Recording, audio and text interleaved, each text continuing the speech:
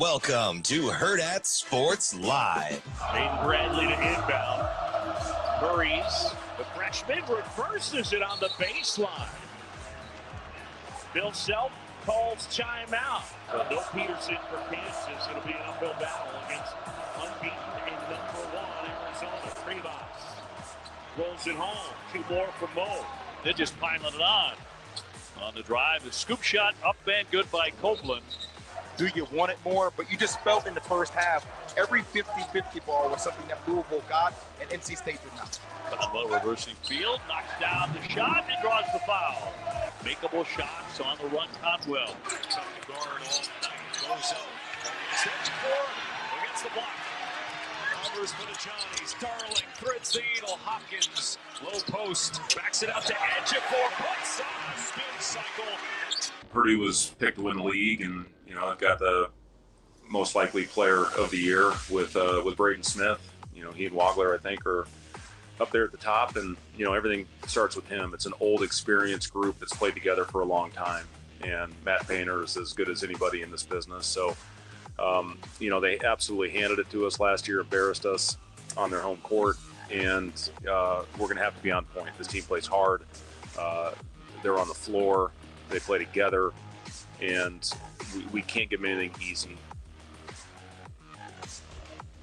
Good morning. Welcome in Hurrdat Sports Live, presented by Next Gen Mail Medical. That's DB. I'm Ravi Lulla here at Hurrdat Sports Bar and Grill. What's up, DB? How we doing? Doing good. How are you? I'm good. It's like the exact same press conferences from two different guys. Well, I think there's some like-mindedness there. Yeah. Hey, mutual respect too. This is a big one. Yeah. This is one where it's like, get your popcorn ready because it's so goddamn crowded at the top. You can't afford to not clean your own house, man. Well, we got to make sure that floor's right. Saw that with Arizona yesterday. Yeah. You know what was funny about that? What's that? Listen, I can't really establish any trends yet, but so they made the announcement, and the line started to balloon, right, from 3.5 to 4 to 4.5 to 5.5, and just for laughs and giggles, it just so happens one of my buddies texts me. He's like, "Shoot, man, I'm glad I got in at whatever he got in." I can't remember what started at 2.5, and I think he said closed at 5.5. I think he said 2.5, maybe. Yeah. 1.5. I don't know. Whatever he got wasn't what it ended up. And the funny thing is, the money line never changed a ton. It was around 225 to 240. It wasn't anything like drastic. So for laughs and giggles, I went over to Scores and Odds, and I just looked at the percentages on the money line. Like 58% of the money was still on Kansas. Really? I was like, interesting. Because I think people didn't realize, like if you're just late and you're panicking or you're rushing, or I didn't realize that Kansas has played roughly the same with or without Peterson. Yeah. So, I mean, I get it. The offensive points per game, I think it's like 3 less. Now it's going to go up after last night. Yeah. But shooting percentage was only like 2%, which volume-wise, that can be a big number. But for the games without him, I don't know if it's enough you're for at me to be like 11 games without him, basically. I don't know if like that's enough. Yeah. But shoot, man, I feel I'm trying not to like be super one sample size, but that's the team I'm telling. Like, I know we disagree, but that's a team that can win a national championship. Especially if they get Peterson, like they can win 6 games in a row if they play that hard. Now, as a guy that's watched a ton of Arizona, that was about as crappy a shot selection as you're going to see from them for that long. For 8 minutes, they like lost their mind. Yeah. I thought they thought it was a little bit of fool's gold because what they were getting was so easy in the first half. Yeah. But because 45-42 at half. Yeah, I mean, and that didn't seem like they struggled that much. No, you're getting any spot on the floor they wanted. Yeah. They were doing it without Burris. Yeah. So it was like, I think they got a little fool's Goldie, and then your boy Flory just, I don't know, he just kind of took over. My biggest issue with Kansas is just not knowing, because You don't like Peterson. I don't like Peterson, but also just not knowing whether or not he's going to play. Like, I would assume in an NCAA tournament, if healthy, he'll play all 6. But I also don't feel that confident saying that. Yeah. You know, and so, like, if we are in that situation, then I have way more questions about Kansas. Like, when they look like that, yeah, obviously they can beat anybody, and they can be really, really good. Well, I mean, I get it. Like, the crowd was gassed. Oh, yeah. I mean, right? That was like they great were atmosphere. But they played hard. Yeah. They got almost every loose ball, even when help side defense had to, like, bail them out. Like, this is kind of interesting. Can they maintain this? And they got a really, really fortunate bad night from Bradley and Pete. Oh, yeah. Pete was, what, Pete like 2 for 11? Yeah, he's bad. Like, that was rough. And, yeah. Krivas turned the ball over 5 times. Yeah.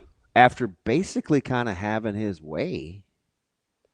Yeah. With Badunga in the first half. So Bradley and Pete were 4 for 19 combined. Yeah. That's probably not going to. Well, I mean, a lot of it is their shot selection. Yeah. I probably haven't watched Arizona as much as you. That's about as bad as Pete's looked that I've seen all year. Like, I like Pete more than I think some of the draft people do. And that was rough. That was a tough outing. He's significantly better than you saw last night. Yeah. But, I mean, Tiller was nice. I know Badinga had a great night. I know Kansas has been waiting on that Melvin Council energy all night. But I don't know if you want him going 6 of 25 though. It's I know it's loosey goosey. He's got those long gangly arms. It's not pretty. No. But they kind of need him to be active like that. And I get, he gets to the line, double-digit times. Like, they need his energy, but, like, I need you to rein it in a little bit, my guy. Like, I need a little bit better decision-making here. Yeah, Team Badunga on that one. Like, he just decided. I don't know what Self said to him he's like, listen, man, you're not about to just let Krivas just give it. I mean, because Krivas, look, first 8 minutes, you're like, this dude may go for 60. Yeah, this might go bad for Badinga. And then he was like, and he was relentless. Mm-hmm. Yeah, second half, like, especially, like, there was a stretch. It wasn't quite till the very end, but I want to say it was sort of from like 14 minutes to like 6, where Badinga was just going at everybody. Yeah. I mean, Kansas had 6 guys play more than 22 minutes. Yeah, they basically only played 6 guys. Like, that was. They were gassed. Yeah. Council played 40. Like, that was, he played 40, Badinga 33, Tiller 36, McDowell 35. Basically, the only guys that split time were Trey White and Jackson. Hey, if you were a fan of, I don't know if BP's in the chat already, but like, some of these guys for Kansas would have to drive you up the wall. Like, what do you do with McDowell? He's capable. Yeah, super capable. But it's like, I don't know, man. Do I want to be on this roller coaster? Yeah, I don't know that, and that's probably part of it outside of the Peterson thing, which obviously I'm jaded by with the whole Kansas experience. I think there's too many guys like McDowell. I don't really like. Can I get that energy from Council without getting that shot selection from Council? Like, there's too many guys where, like, I just don't. He takes a lot of tough shots. Yeah. And the funny thing is that game went, I think it was called the way that you need that game to be played if you're KU, because you want to be active, you're scrambling. I mean, there's collisions. That whistle didn't blow a ton. No. For the way that game was played, man. I mean, some of these guys are like picking themselves up off the deck, like, yeah, Arizona Kip and those guys, they let them play. Yeah, Arizona only went to line 14 times. Yeah. So that's, I mean, that'll get done. Yeah, that crew was like, nah. And at one point, it was so fluid. You were like, this is a highly skilled basketball game. Yeah. Especially in the first half. First half more so. Now, you may have been like, I'd like a little more D, but second half got a little little loosey-goosey, a little choppy at points. Yeah. First half was pretty entertaining, though. Oh, it was sensational. Like first half was good basketball. Yeah, I'm a big, and again, if that's kind of your sample size for Arizona, I get why you may not. You may be like, I don't get it, but that's why you have to watch them. Yeah, several times.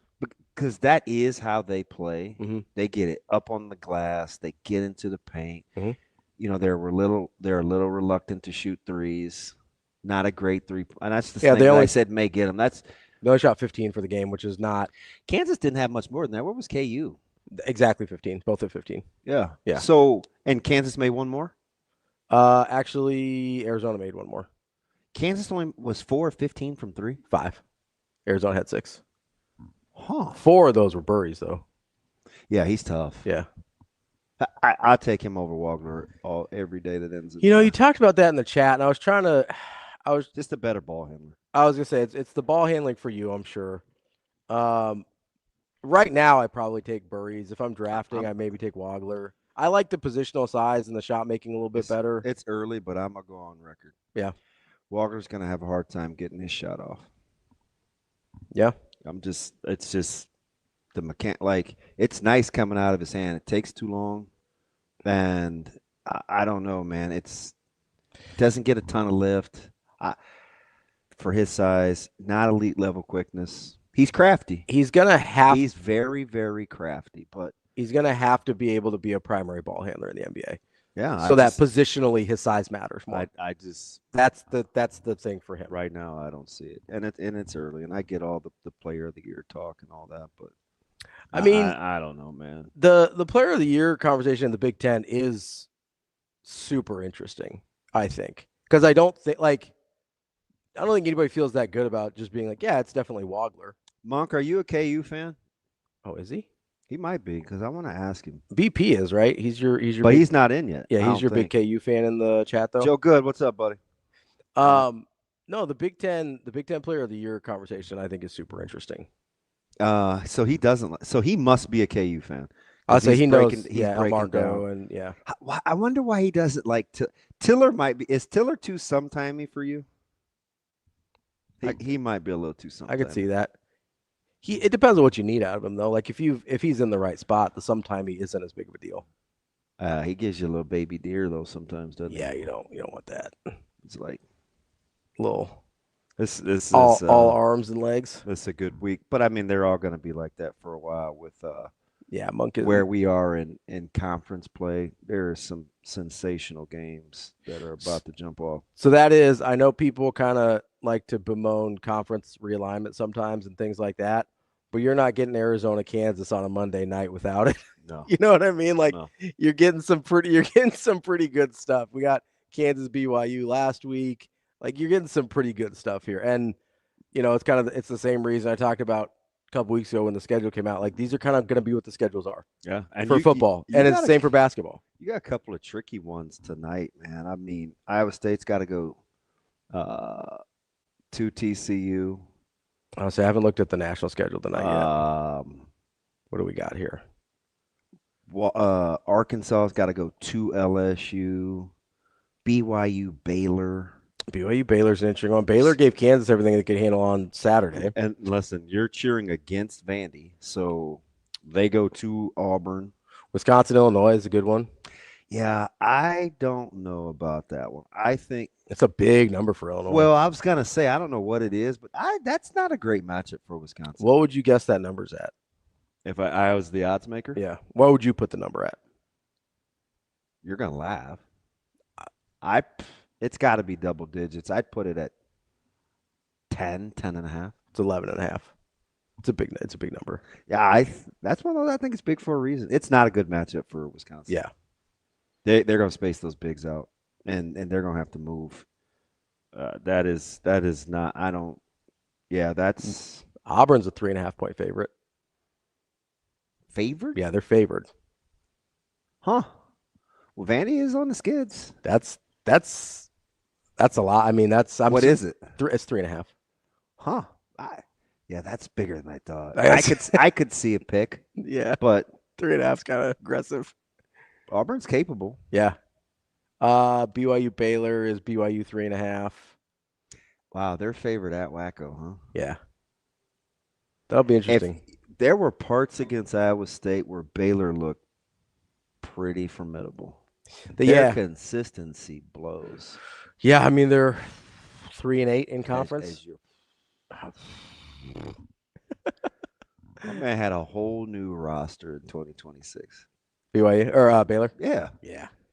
Yeah, you just have 12 new guys at a premier institution. Especially you just won a title. Especially, I mean, it's 5 years ago now, but yeah, especially when you're not to have 12 new cats. Especially when you're not like he's not new. He's been there for like that's 20 what I'm years, saying. you know, and he's just like flush it, try again. I'm like, what in the world is going on? Well, you know, Bediako's available now, so that hey, I'm telling you, you want these rulings to be going the way they are. 100%. They'll, champ all of them. They're gonna have to go back and get, I think, the Europe thing. I think, although I do, you're smart enough to know the distinction is, you can't go back. Yes, you may. If you're moving forward, if the precedent is set that you're already doing it, and then you come over, I mean, sure. Yeah, I think. But like you're giving me Nate Oates vibes. I mean, I don't have a problem with them going. I mean, he's a ding dong, but I don't have a problem with them going. He's got to be doing that on purpose, right? I don't know. He's kind of a weird dude. Like I think he's. Are you still stuck on the raw chicken? Oh, 100%. What adult thinks it's okay to order chicken medium rare? That's not even, I mean, restaurants legally cannot serve you that. It makes me question the judgment. Yeah, no, I'm with you. You know? Also, he just seems like kind of a I know what you want to say. Say it. D-bag. He seems like a D-bag. That's not the D word I thought you were. Oh, no, I was going to say D-bag. Yeah. He just kind of seems like a D-bag. Yeah, like, I don't have to apologize to your mom this morning. I think I could get away with the other one. Was she out of the car for? She's not a pepperoni lover, is she? No, she didn't say anything about the pepperonis. Let's go. She did clarify there are some tandoori recipes that do call for a couple drops of the. I knew I wasn't crazy, but I wasn't. But most of the color is supposed to come from the seasoning. She was rolling with the hammer. I didn't want him being like, this dude does not. He does not know what he's talking about. I'm like, but I've seen it in the recipe. I think it's So I'm gonna tell you a little secret here, DB. Okay, that's fine. When cooking like Indian food or a lot of like South, like Thai food, stuff like that. Yeah. A lot of times there's a traditional kind of native recipe, and then there's the white people recipe. A lot of times with a tandoori chicken, it's hard to get the correct color in the amount of seasoning that most white people are comfortable with. Yeah, but the dude that I follow to get my Indian recipes is Indian. Yeah, he knows his audience, so. Hey, that's a secret. So you think he just rolls out of the rack and he's like, yeah, for this recipe, I'm only gonna cater this to the Caucasoids. No, I think he understands that there's. Although there are specific, like if you like on TikTok is notorious for it. It's like, you know, Sunday dinners for the Negroids, or I'm not on that side of TikTok. I haven't seen that one. I'm just saying. No, I think you kind of cater to your audience a little bit. So you're like, hey, if I know most people are watching this, they're probably not Indian. Probably need to make them the. And I get it. Like there's range. Like I mean, listen, you go to Indian restaurant. There's a knockoff. There's this lady that does knockoff Benihana recipes. I mean, she does happen to be it seems to be of Pacific Rim descent. Yeah. But like I look at her comment sections and they're a lot of different looking people. So you just never know. It's true. You never know. You can check the demos on some of those, but I do like you and I. Good call, Wyatt. Shut up. Between you, it's too early for that. If you, me, and Natasha, are there Korean tacos? Yeah, they did. I think so. I think I've seen those. We had Asian last night too. Did you? What'd you have? I did, which I hate this cut of meat. I did my best to transform it, but they were super cheap, so I got like 4 at a time. But you know, pork tenderloin. Mm-hmm. Oh yeah, you don't like pork tenderloins much. It's meh. Yeah. So I vacuum sealed the marinade for a day, and then I grilled it. I sliced it and put it over like lo mein noodles, and then I did the chicken thighs are foolproof. I can knock those things out, and I mean they taste like Genji. Yeah. Genji. That is like in Do you feel like Natasha's world. getting the hat on and doing the thing? And I'm telling you, I keep the oven or the skillet warm in the oven. Mhm. No spray, no anything. Right before I get ready to take it out, I turn the oven on, the stovetop, get the skillet on there, drop my butter in so it doesn't burn, and sear that thing, get the nice colors on the thighs. Beautiful dark brown color because of the marinade. Yeah. Then put it back in the oven to finish them off. I mean, you can't even take them out with tongs without them breaking. Yeah. Yeah, man. It's fantastic. Mike, when he brings his lunches to school, these kids got to be like that, bro. What are you eating out here? The other day, he brought 2 4-ounce fillets and leftover mashed potatoes. Wyatt says Corner Kitchen has the best Mexican / Korean food. So apparently that's a fusion. I don't know. It is. I just did one of my guys just did a food review there. Oh yeah. Yeah. Nice. Although I gotta have a talk with him. I think I can say this because he's my boy. But Scotty Eats, Scotty Davis. We used to coach my kids, and trained them. It's one of my guys. There's a couple places he's rocking with. I'm like, But I get it. He's a good dude. Yeah. So you may not want to.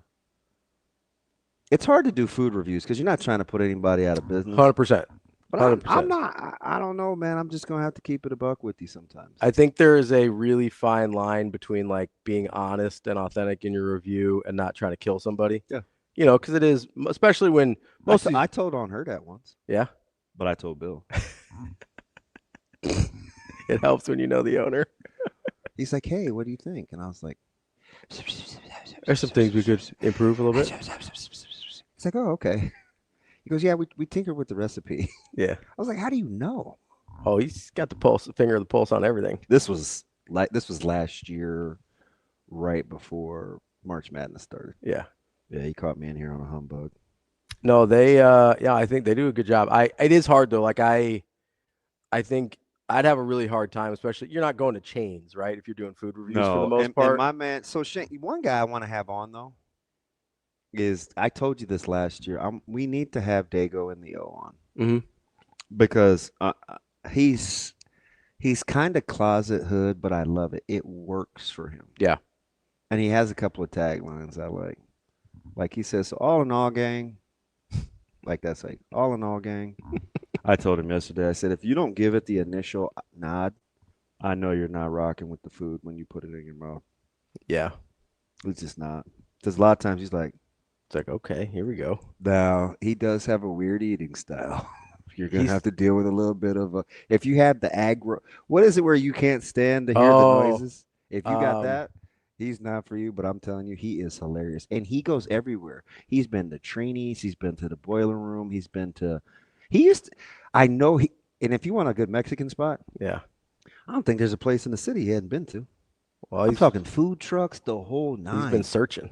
And he's a rail. He's built like a drinking straw. But he is hilarious. Yeah. He said Pacific Rim like the movie. I'm gonna have a hard time if he's like doing some chewing stuff in the microphone. He likes Indian. He just went to the reopening of the one on 170th and Center. I'm gonna butcher the Hyderabad. Yeah, Hyderabad. We used to go to that one a lot. I was gonna say Hyderabad, but Hyderabad. Yeah, they just had a reopen. Oh yeah, we haven't been out there in a minute. He likes spice too, so he's been to like Vidlax. He's got real range. Yeah, he goes everywhere. Real range. I'll take it. No, have I tried Don Gabby's in South Dakota? No. But whoever turned me on to the Supermercado on Vinton, I told you they. Yeah, we used to go to that one. They had the bacon pieces. Yeah, when it's only $9. When Natasha and I lived down on 10th Street, we used to go to that one on Vinton all the time. It's $9 for 5 pounds. Yeah, it's a big grocery store too. It's kind of just like tucked in there. Yeah, people just like in a neighborhood, and then it's like boom, there it is. You know what? You know what I like? Which Because one? they have ethnic foods, like, because you can tell they cater to their clientele. Mhm. The Walmart Mart on 50th. Oh, okay. I haven't been to that one. It's fantastic. Yeah. I stopped in there to kill time because I had to get a thermometer for Zoe. Yeah. But I wanted to go back to the plant, so I didn't want to go like super far. Yeah. If I had more time, I'd have shopped in there. I didn't know the Walmart Clean. did different It was sensational. like stuff by location. I mean, it makes sense, but I thought it was just kind of Yeah. like, oh, it's a Walmart. Here's your stuff. Yeah. That's interesting. See, what did my man JB say? He said grilled a perfect flank steak last night. Man, flank is fire.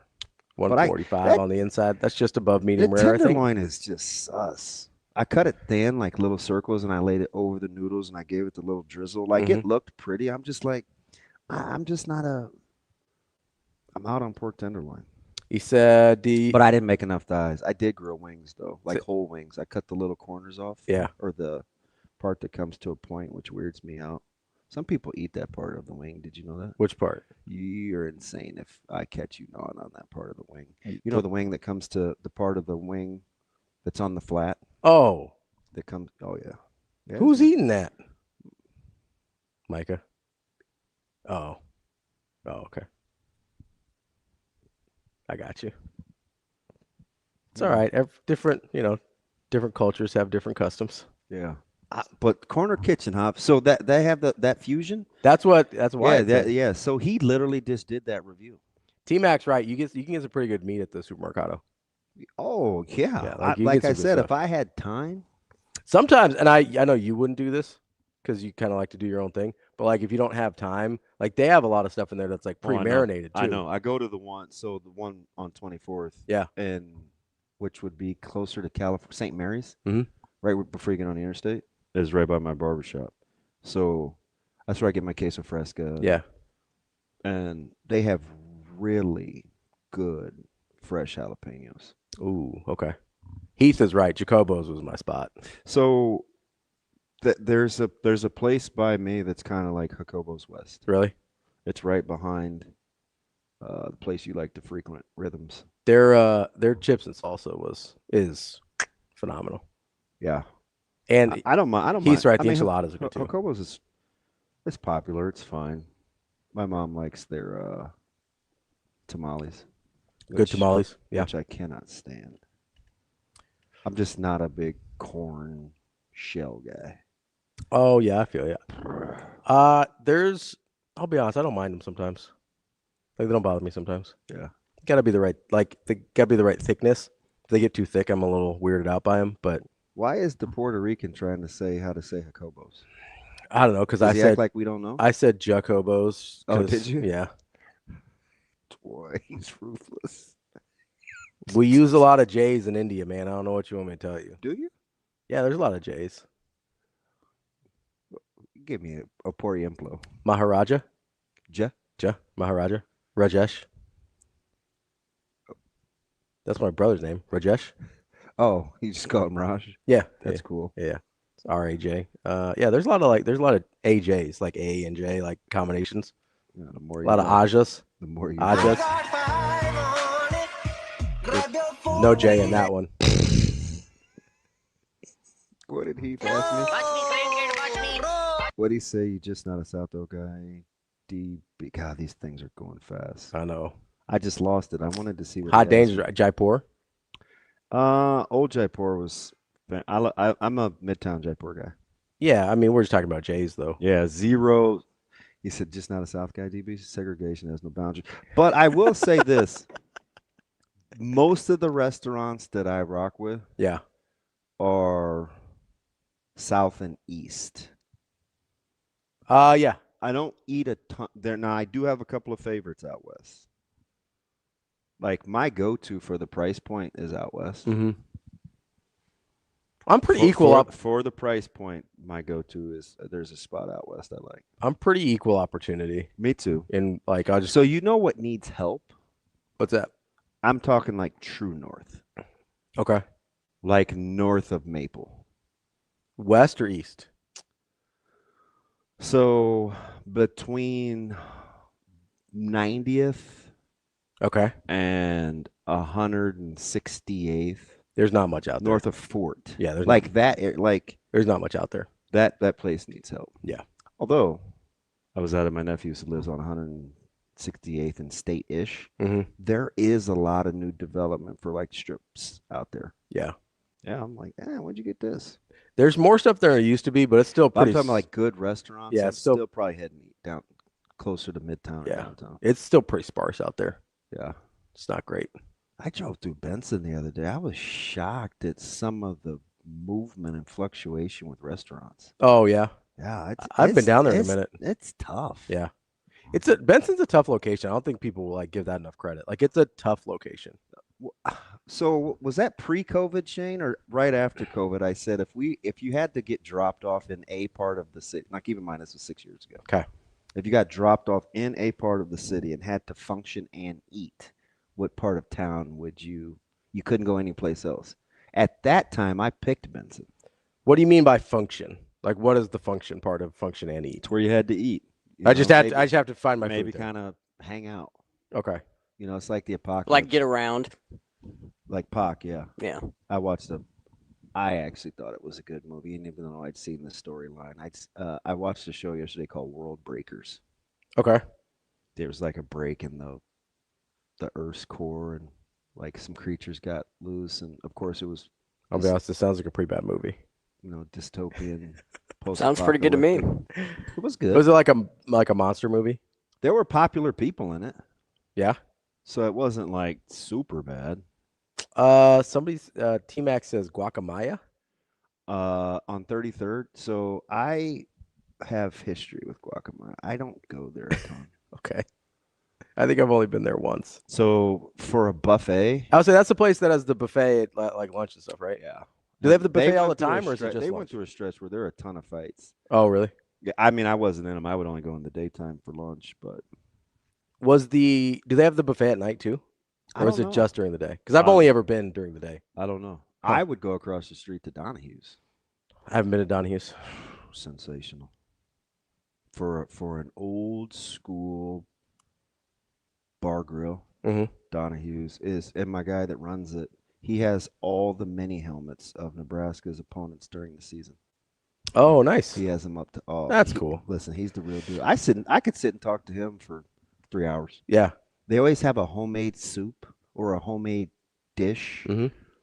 Like that's a really, really good low key spot. Now I'm trying to think about what part of the city I'd want to be dropped off. You asked me about grocery stores. I will say this, you guys. I don't even know why we started talking about Kansas and Arizona, but I will say this. I don't know what happened.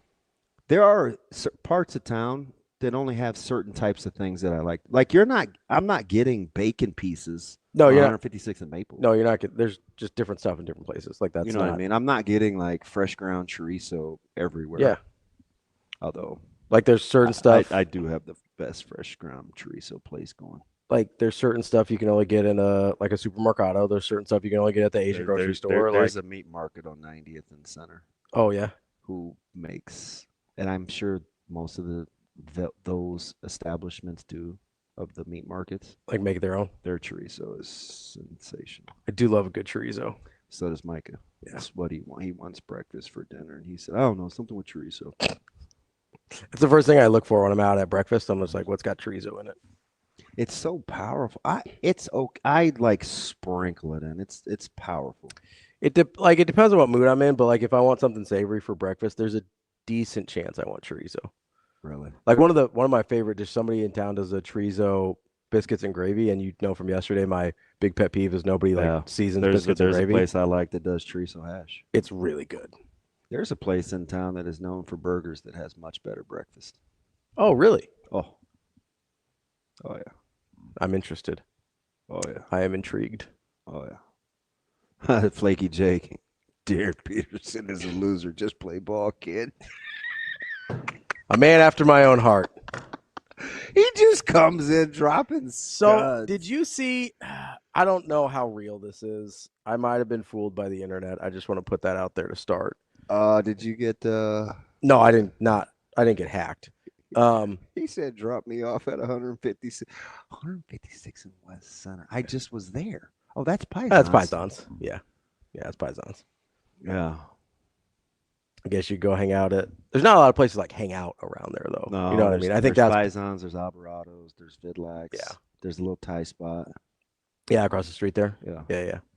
But there's not a lot of it's not very walkable either. You got the big street there. I may go to Blackstone now. So my thought was maybe Blackstone. I don't know though. My reason was stupid though. Why? Because if you're like, okay, food and stuff, obviously you got a lot of options.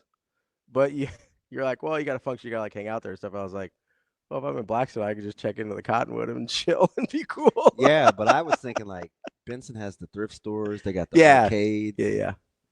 They got the little nice bakery on the corner. You don't have a lot of that kind of stuff. It's mostly restaurants, I feel like, in Blackstone. I know. Especially because the little miniature bowling place is gone now. Yeah. Because you could have gone and hung out there for a little bit. I'm not a big bowler. I'm like a career 109 guy. It's not terrible. I'm probably 114. It's not terrible. For if you don't bowl, that's not bad. Consistently cracking triple digits. Yeah. But no, it's like the little mini ones. Yeah. Yeah, that's a little bit. That would not be my thing. It's a little bit more. I think it's a little bit more. You think you got hit by a deep fake for a coach's press conference? No, this was for Darryn Peterson. So, what does he have to do for you to let this go?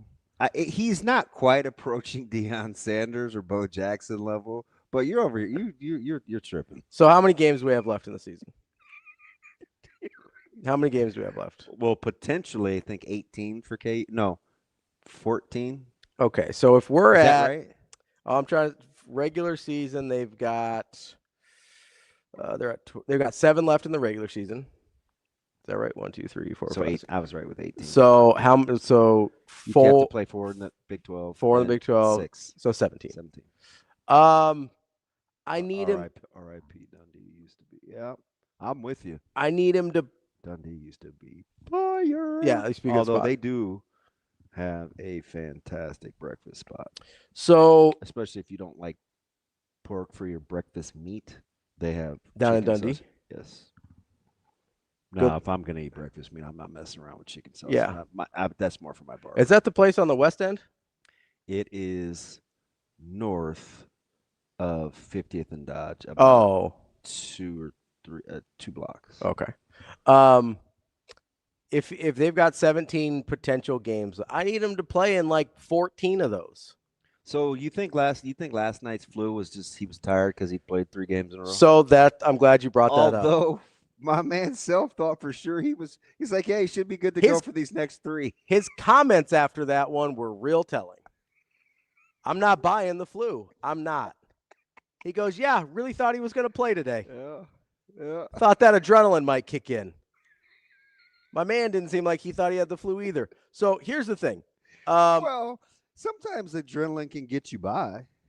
Yeah, and sometimes guys just don't want to play ball. So, oh Lord. This is from the Barstool Arizona account, so this is why I'm not sure of the validity. But there's a video of someone on the sidelines last night at the KU game wearing a headset like we are, so it appears they are working this game. Mm-hmm. And they're sending a text message, and the person rudely zooms in on the text message from their own phone, and this is what the text message said. So he's sick, and he didn't tell anyone in the practice, and Bill says, don't half-ass it if you're going to play. If not, sit. DP said, F it, I'm out.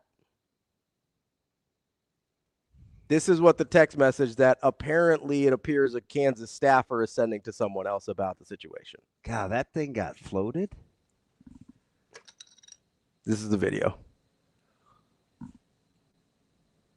I paused it. What they said is what he says. Oh, that might be legit. It looks real, right?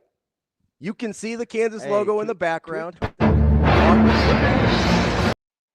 I quote tweeted we are nails. Hey, do that again, you guys. Oh, good job. Not sensational. Good job, guys. Yeah, so this is doing this. Incredible. Good job, guys. Timeout. I'm very impressed right now. Did you send it to him? I know. I had quote tweeted it before. It's Miller Time says that guy was a member of the film crew. KU staff already come out and said it's not true. What else is KU staff going to say? That their best player doesn't want to play? Like, what is KU staff supposed to say there? Like that I take about as much stock as what KU staff says in that situation. I do Bill Moose's book. What is he supposed to say there? That looks real. Maybe I don't recognize it as 2026, and I'm not super smart, but that's pretty impressive. Good job, Austin. Apparently that was him.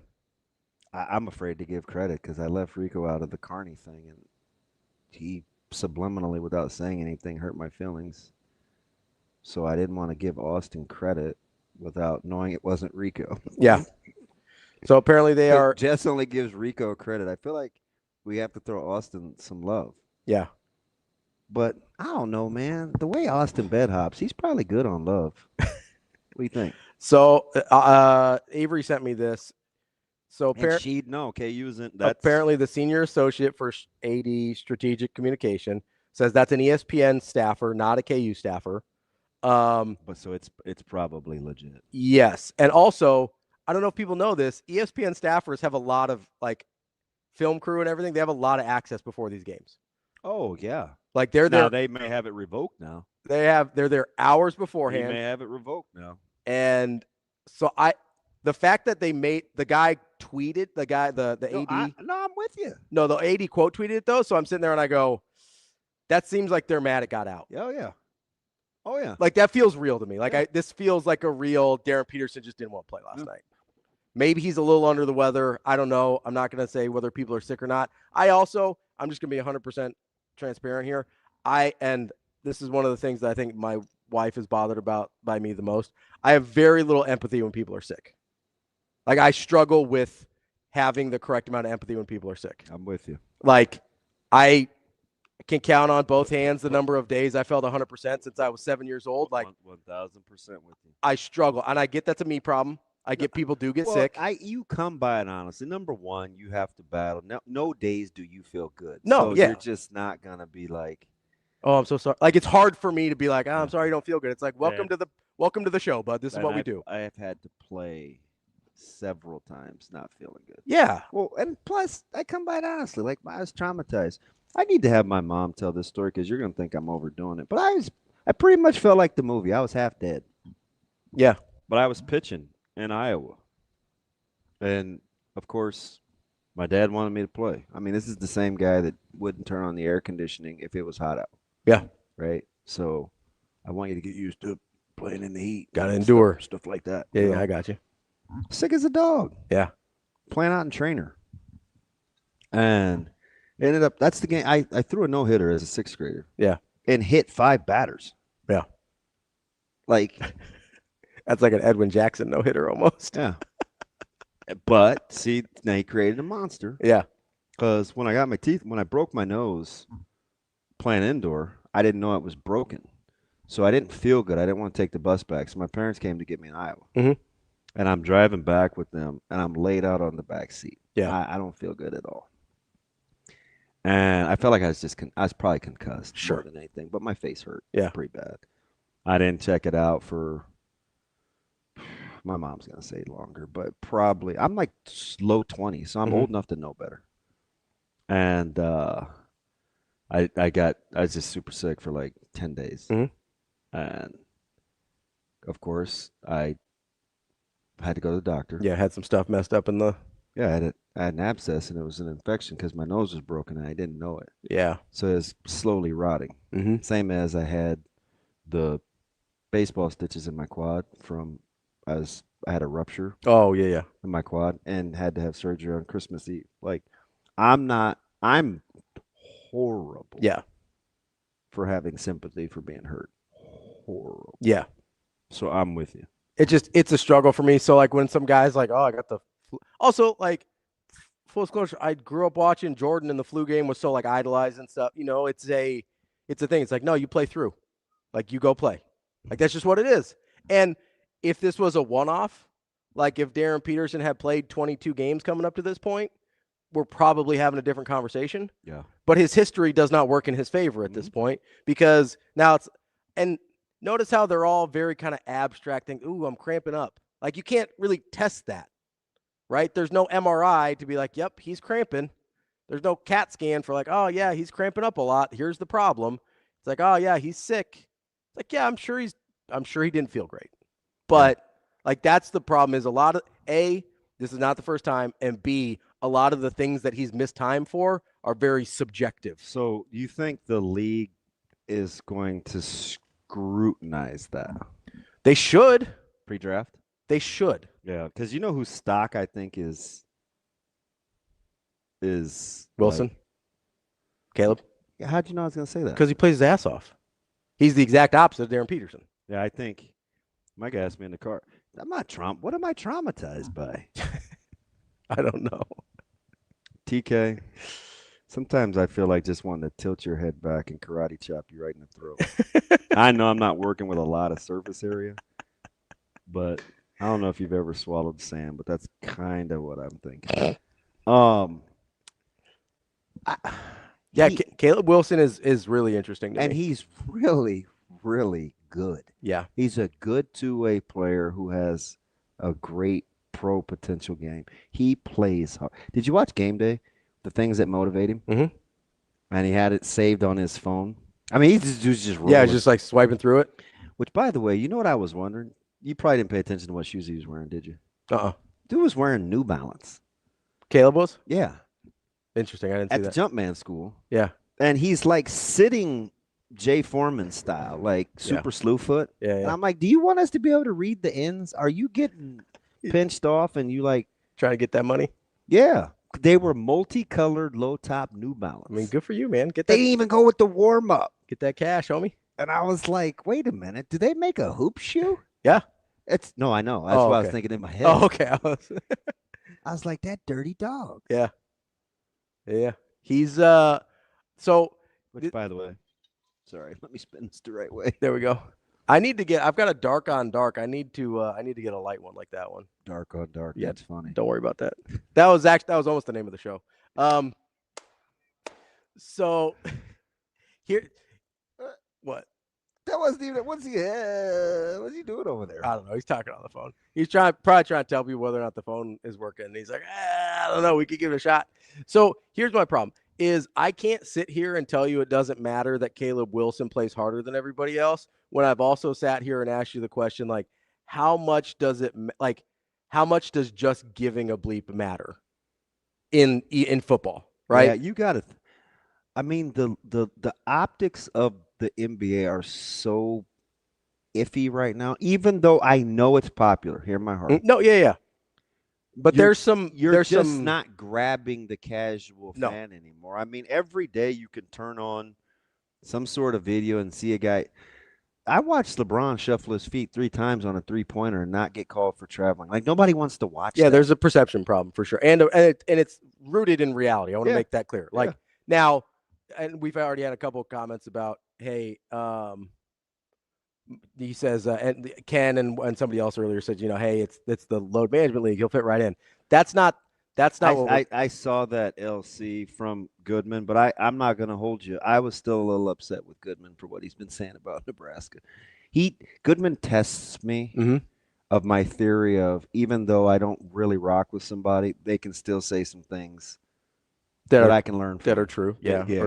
Goodman really stretches me. I understand that. The views are down, but attendance is not. So, and they got the Sweetheart television deal. So I just don't know. I don't think they carry yet. No. Also, I think we don't have to get in the economics of the NBA, but I think they are a league that is very happy to have huge digital presence. Whether it's like I'm with you. Like not everybody necessarily wants to watch a whole game, but like their views on the internet and on apps are really, really high. That's a good point. So I think, and honestly, that's how a lot of kids you're gonna see a little bit of a shift. It won't be as dramatic. You're gonna see a little bit of a shift with football too. A lot of people under the age of 20 consume football the same way that a lot of people consume basketball now. So you're going to see a similar shift in football. I just don't think it'll be as dramatic. Well, I mean, it started subliminally, but intentionally, if that makes any RedZone channel paradoxical sense. The RedZone channel. It's how I bet you if you have 10 friends, I bet you 7 of them would prefer 8 of them may prefer the RedZone channel style than watching a game. If it's not their team playing, yes. Might be more. If it's not their team playing, I agree 100%. I'll be honest. I keep one of my TVs on Sunday on RedZone channel the entire time. Yeah, I get wanting to know what happened. Yeah. Right? So I'll do the 2 main games, and then the third TV is on RedZone channel. Yeah, I still am not there yet. Yeah. And I get it. I'm just gonna say rare because I get the whole minority thing, but So I'm trying to find if anybody's got the Goodman tweets. I haven't. Yeah, traumatized TK isn't literal. The legalese with this dude. He's a lawyer. I mean, kind of. He passed the bar. I think he's legit now. Yeah, if you want to go to jail. If somebody has and DJ's older, right? You said RedZone is like crack, huh? Crack of cocaine. Oh yeah, I mean, RedZone is basically the TikTok scrolling of how you consume sports. My family has not come around on the multiple ways I consume broadcasts. Out of a fire hose. Yeah. I honestly don't know how you do it with basketball. I bet Caleb's a RedZone guy. Yeah. Yeah. I mean, I love having it up. Especially if some of the games are kind of like slow a little bit. Like having RedZone up is kind of a game changer. Yeah. I'll switch the audio to it sometimes. I don't hate it, but I see how it's being consumed that way. You got Big 10 and 60. Yeah. You can watch key plays on Big 10 and 60 saves me. Because I try and watch as many of the Big 10 games as I can. Yeah. And that's not feasible on a Saturday. And then if you're watching NFL on Sunday. So by Monday, Tuesday, I can usually get all of the teams in the Big 10 in early in the season because the Big 10 and 60 is incredible. Yeah. You know what sport I just don't think the RedZone, and it's not just because the number of games, right? I get it's, I mean, baseball is almost impossible. 100 and however many games, but a day, not a day, 70 games, 60 games. What are there, 121 Division I teams, 128? Whatever. Not counting NDSU, which we can get into. Oh, college football? It's 137 now. There's no way you could RedZone college. I would not want college football RedZone. You'd have to do it by conference. I don't even think it's the number of games that shakes me that you'd have to do. There's just too much that happens in a college game. That's fair. I think. That's fair. I would not want to consume college football. You would miss a lot. Yeah. You would miss a lot. Yeah. That's one, again, I would probably take as, hey, we'll keep this on. Isn't that weird? Since they're so closely connected in terms of the farming system? Yeah, but I mean, stylistically, there's so many variations in college football between tempo and systems and things like that. The NFL is a little bit more homogenized, so you can kind of bounce between a little bit easier because there's. I probably vibe with. I think there's more of a cadence, like more of a set cadence in NFL games, whereas I think there's more variables in a college football game. See, I'm with MJ. You'd almost have to do it by conference if you wanted to do. You'd have to have like. I wonder if we're in the minority. For what? What did MJ rather say? Watching a full game. College is no question. I'd rather watch a full game. Oh, I would rather for sure. In college, without a doubt. No, I'm talking about NFL. We've distinguished that college is different. Yeah, NFL. Would anybody choose watching college RedZone? But according to you and everybody else in my sphere of influence, Nebraska fans don't watch other teams. I think under 20. So maybe they would. I think under 25 years old, especially, a lot of people would choose RedZone, regardless of sport, regardless of level. It's just a quicker. It keeps their attention better. Because that's the thing is, I don't know, you don't watch games with people a lot, which is fine. But like if you're out with. In my defense, if it's college, I don't have the opportunity. Yeah, you're working. You know what I mean? And in general, even when they're like, let's say there's Thursday night games or whatever, you kind of like to dig in, you rewind, fast forward. Yeah. So like it's not a judgment. It's just you generally don't watch games. When I'm at home, I'm pretending not to be depressed. I don't want that on you. Like, damn, DB, why are you such a downer? Like, hey, man, I didn't invite you over. You just showed up. You punched the code. It's the problem with giving people the code, DB. Plus, nobody wants me to pause and rewind. So that's the thing, yeah. Like, that's not for everybody. But if you're ever with other people watching games, look at when they go to their phone in the course of a game. Okay. Think about when they go to their phone, because that's how you tell that the game has lost their attention span. And then, more importantly, look when they come back, because they don't come back right when the action comes back. How is DB room temp leftover pizza only 25? Isn't that low-key Juan? That is Juan. Yeah, he clarified. I didn't know Juan was only 25. How are you only 25, Juan? He gives me old souls. He does. So Josh is right. So they on YouTube, they'll put like 20-minute extended highlights of NFL games. Yeah. And if I've missed stuff, I'll go back and watch those. Yeah, I rock with JK. Those are pretty legit. I rock with JK. But yeah, if you're ever out with people, whether it's basketball, it's worse than football because there's the stoppages. Like there's the breaks between plays. But look when people go to their phone and then look how long it takes them to put the phone down once plays actually started again. I won't fight you over that, L-Dub. He says Big Ten is not the overly exciting. I get it. So you could that may be a conference where you'd be more apt. You could probably get red the zone cadence down a little bit better in a Big Ten. But you don't have a lot of teams that go tempo. You don't have, you could probably figure that out. But you would have to go, if you wanted college football red zone, you'd have to go conference by conference. Look right here. Right, don't look anywhere else. How old do you think Joe Good is? I already saw it. Damn it. I'm sorry. You don't have to apologize. What a goofball. Weirdo. I apologize. I would not have 31? That's closer than than Juan being 25.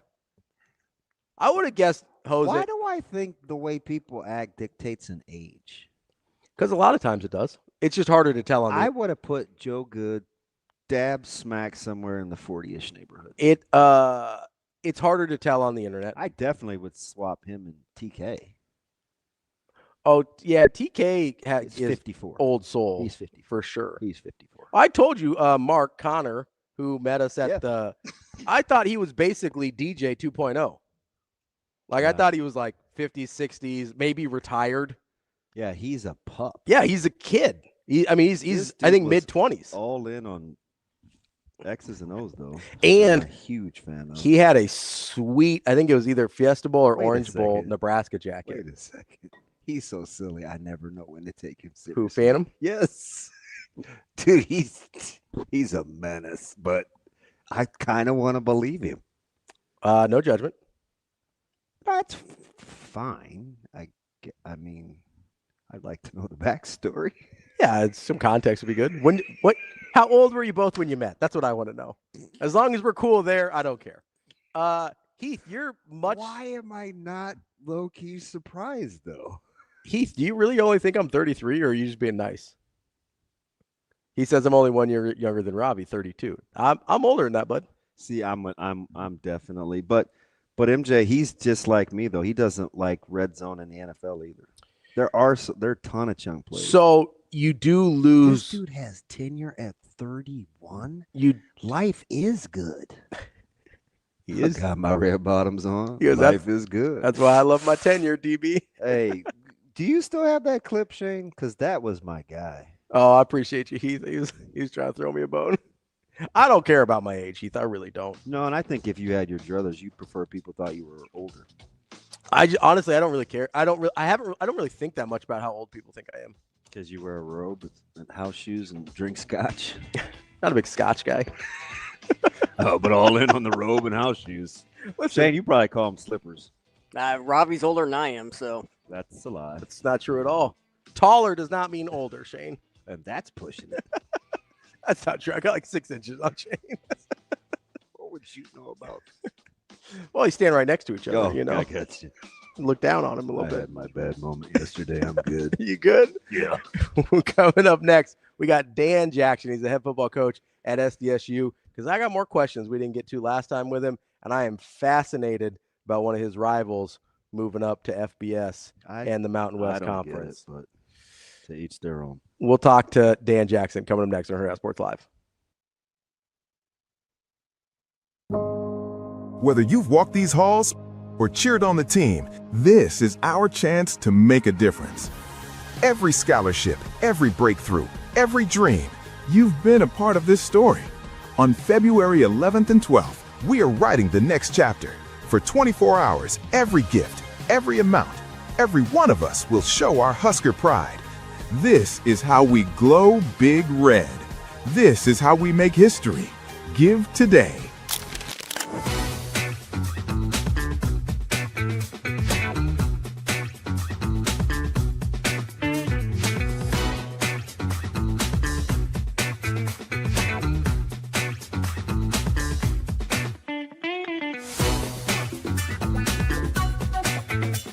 Yeah, I thought that Logan did exactly what our team needs her to do, and that's to find ways to hunt shots. And her teammates did a good job of trying to find her in situations, but I thought she just aggressively was thinking, shot ready. And when our team really needed somebody to step up and put the ball in the basket, I thought she took that to heart. She's been really trying to fight and scratch and claw and do everything she can to try to get this thing turned around and perform at the level we need to perform at to accomplish goals of postseason.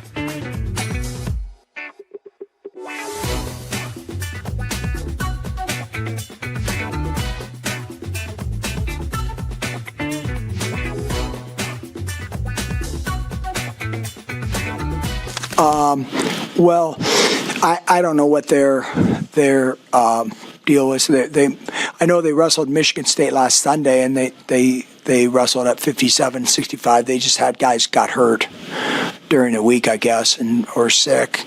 So, but it would have been great for Jagger to wrestle. LJ Araujo had to go to Brazil down to qualify for the Brazilian national team. They basically had their U.S. Open, the Brazilian Open this weekend. And so for him to be able to wrestle for Team Brazil next summer, next fall, he had to attend this tournament. And him and Marco Christensen, one of our other guys, he's also Brazilian descent. And so those guys both went down there, and LJ made the team, beat 5 guys, and Marco got second. But that's why Jagger was going to be in the lineup.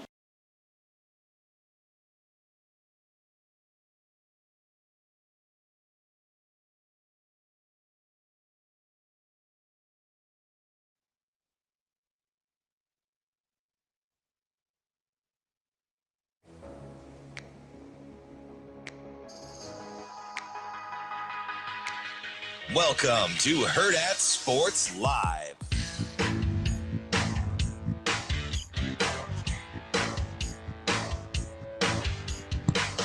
Welcome back, Hurrdat Sports Live, presented by Next Gen Male Medical. That's DBM Ravi Lulla here at Hurrdat Sports Bar and Grill. We are joined by Dan Jackson, head football coach. Oh, look at my man. For your South Dakota State Jackrabbits. Coach, what's going on? I'm doing great. Sorry I was a couple minutes late. I was watching the boys run today. So conditioning this morning. Now they're getting a little bit of football 101. So Alvano's out here kicking 60-yarders in the indoor. Dude, he's got a hammer. I'm telling you, if you get his mind right, he is a nice little weapon because he's got range for days. No, he's healthy now. He's confident. You could feel that he feels valued and believed in. So he just walked by, so you guys just missed him. But I'll let you know if he's making or missing any. But, he's gonna be like, "What's up, DB?" And he's gonna say, "I love that guy." And I'm gonna. He didn't know I was joining you guys, so I'll let him know you guys will have him on at some point. He's got to make some kicks first, though. He's a prime example, Coach, of what it means to have somebody just ride with him, right? If you rock with him and he knows that you've got his back, he's sensational. No, I agree. That's all the players, but especially even the specialists too. Sometimes kickers are weird. Yeah, the specs can get pushed to the side sometimes, or not feel as valued. So you got to love up the specialists. They're critical to success. So, no, I'm fired up that he's here. The guys are working hard. Good conditioning session today. He played scout team quarterback. He could play wide receiver. That dude is fast for a specialist. I didn't know that. You used to play scout team quarterback. You're not still doing that, are you? No, we don't see Millard North in the single wing as much, so I'm a lot healthier. Although the last time was like 2022 when we played North Platte. I got ran over by Bo Ryan. That was about sent me into retirement. I used to feel bad for our players, man. You just crushed their confidence. They couldn't get you. It is what it is. I try. That was a couple years ago. It's good to see you out and amongst the living, man. Double dipping, man. You got to be living your best life right now because I know you love training in the off season. Oh, I love it. This is my favorite. Yeah, this is the off season is so much fun. Being able to stack days with them. I believe that to have your staff in the weight room with the players and staff at workouts means a lot to them too, and it helps us from an evaluation standpoint, how they're moving, how they're working. Who do we need to push, challenge, encourage, and then get some leadership going at it too. So yeah, our staff's at all the workouts in the mornings, and then we dive into what we need to in the afternoon. But I have just never been one of those guys that can be upstairs working on the computer while the boys are down here training. I want to be in the thick of it with them. Yeah. Coach, so I want to jump right in here with you. So you've got a resume that I think uniquely suits you to this question, having coached at the Group of 5 level at Northern Illinois, the Power Conference level at Vandy, and then obviously the FCS level with SDSU. So I'm not going to ask you to say anything specific about NDSU or your school, but as we kind of see some of these teams make the transition from FCS to FBS, and especially with the landscape of revenue sharing and everything like that, like what in your mind would be the biggest challenges or maybe even deterrents from an FCS school looking at making that move? Yeah, for us, it's going to be, I want to compete for championships. It's just a little bit how I'm wired. That's how our program's been built. And oh, we lost him. No, we'll get him back. He's pretty good at this stuff. Yeah, I think it's just the might have in the dome there might have lost service. Yeah, he's I'm glad he wants to put a face to it.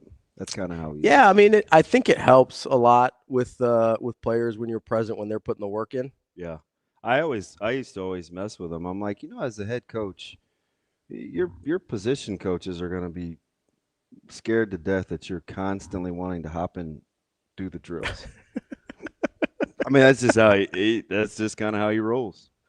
So I think that part is interesting. I'll be curious to see about the NDSU question, because I know for him, he wants to be someplace where he can win. Yeah, and it's a super strange dynamic, because now more than ever there's such a big gap between Group of 5 and Power Conference, not just in terms of competition but financially. Like, it's hard to financially compete in a way that then you can compete on the football field when you're at that level. Yeah. Especially when you're coming up. And listen, I know NDSU's got good money. They're paying $17 million reportedly to get into this position. But do they have year over year, we can sustain this from a roster standpoint kind of money? That's the part where I don't know. I think there's some Power Conference schools that can't. Well, I just think it's going to be interesting, right? We saw Sam Houston State try it. Yeah.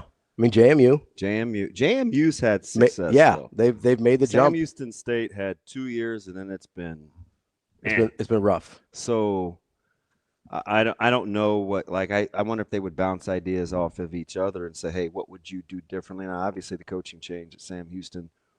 So that's such a huge part of this is having a coach sustain you through the transition. Yeah. I mean, we saw it. This is a different thing, but we saw it with Coach Mack going from Missouri Valley to the Big East. We saw it with Kurt Signetti going with JMU up to the FBS level and then handing it off to Bob Chesney. Like, the teams that do it successfully kind of have a little bit of continuity with their coaching staffs, because it's really hard to do, but But it's also really hard to ask a coach, be like, hey, I had this successful transition. Don't go take a better job. Right. Like, that's a tough ask of anybody. But before you make this move with his administration, I would guess you better contractually they have at least as many assurances as you can have. And they just extended him, and Coach Pulaski, and I think last November or this past November. I believe that's right. So, I mean, they got TP in the house for a while, and that would be a guy that I think you'd want to help, transition you. And, Larson does a pretty good job. Matt Larson, I'm sorry, North Dakota State's athletic director. So that vision is going to be all right. Do you just want to try him on the phone, Shane, or what are we doing? We're still trying to connect with them. Okay. Phone isn't an option for today. Okay. That'll be fine because you may have to send him a link. My man JK says, if you feel jumping up a level, you better figure out your rev share first these days, because regardless of continuity, if you jump up and can't play because of that jump, you're screwed. Yeah. TK, I try to call in once every 2 weeks. Will the phones be fixed before we move? I believe Sasha ordered the part, but it's on back order, so I don't know. There he is. There we go. I'm back. Sorry about that, guys. I don't know what happened. Worth the wait. Talking a little bit about you want to win where you're at, and that's first and foremost for you. Yeah, you want to win, and then, it's just making sure that resource-wise that you're going to be in a situation to do that, whichever league that you're in. And then the last thing I would say on that, guys, is college football is not done realigning. I could see FBS teams moving to FCS for resource standpoints. I could see more FBS teams making some moves. And then I could also see a world where the top 40 or 50 schools are playing for a different championship, and there's a group of 6 national title. And that would be where we would want to live. Hey, let me ask you something. Just knowing your personality, how nimble have you had to become navigating this thing versus how nimble are you because you've learned to be that way? Yeah, I think what I've learned is you better stay on your toes, and you better be able to adjust and adapt and not let it frustrate you. And then this past year, I've learned it at a really high level. I've put it into effect, I guess. I mean, I feel like every day sometimes being a head coach is putting out a fire every 2 hours, that you didn't know was going to start. So, and there could be big fires and small ones, but I think I've actually enjoyed that and finding solutions and being able to think ahead to part of being nimble, as you mentioned. Damon is trying to, what's going to happen in 6 months, what's going to happen in a year, 2 years, and having some anticipation, whether it's at your university and program or just with how college football has changed. You can see that the guys that have stayed on their toes and adapted are going to be able to have some success, and there's some guys that's a bigger challenge for or choosing not to do it. And I know you think the world of him, but how much of it has to do with the fact you have such a good relationship and you trust your athletic director the way you do? That's critical. I talk to Justin every day, and he's in the thick of it. We don't have I don't have a deputy AD working with football. Our athletic director is the one that's hands-on with football in every way. So, there's not one thing that goes on in our program that he doesn't want to know about, help with, and help build. And then there hasn't been many things that Justin's done that haven't worked out. And he's got a pretty great track record. And then him being here for as long as he's been is impressive too. His consistency, he's kind of seen it all. I tell you what, man, cost of a living arrangement and some groceries, man. I'd work for cheap, man, to be that deputy. I'd be the best in the business for very, very low amounts of peanuts. So, yeah, Brookings community would bring you in too. You would have to pay for nothing, man. That's what our coaches get: free coffee, free haircuts. Some people want raises. I get the coaches free coffee, free haircuts, free lunches, and a gym membership, man. The gym membership. Now we're talking. Yeah, they embrace the staff. Yeah, I got a hot yoga studio, Be Well, that would take you in for free. So, no, man, I'm thinking more chief of staff. I'll always trade for budgeted items. Oh, yeah, no doubt. I'm thinking more chief of staff, though. That way we could just we got offices next to each other. That sounds like a dream. Yeah, let's get it. Didn't know that hot yoga was a budgeted item for you there, DB. Listen, I just like to be fit, man. You see the dude? So you're navigating this landscape. You're waiting on a couple of things roster wise. You're trying to understand how money is going to be allocated. How much of your day do you get to just do ball? Very little right now. Now I'm trying to. This season, I'm putting in all this legwork now until spring ball to make sure that during spring ball I can just fully lock in and engage. And the big thing with me is I want to make sure that our team has a clear identity. And sometimes as a coordinator or an assistant coach, you're worried about a position room's identity or side of ball. But for us to win a national championship and find our highest level, I've got to make sure that I'm the driver of how all three phases of the game work together. So spring ball, I'm going to really invest in the offense. I'm going to be in every offensive meeting. I'm going to be helping them script and game plan and try to, push the defense every day. And then when spring ball's over, then I'm going to dive fully in on the defense. I feel like we've got that in a solid spot now. Last year it was maybe 5% though, was actual football DB. And then now I'm hoping to get to be a little bit more of a, 30% of my day type of thing. I need to do it, and our team needs me to be the one driving that. So it's just, as I said, there's something that comes up every hour that you may or may not have been expecting, or something that needs to get done, and it's all time sensitive, Yeah.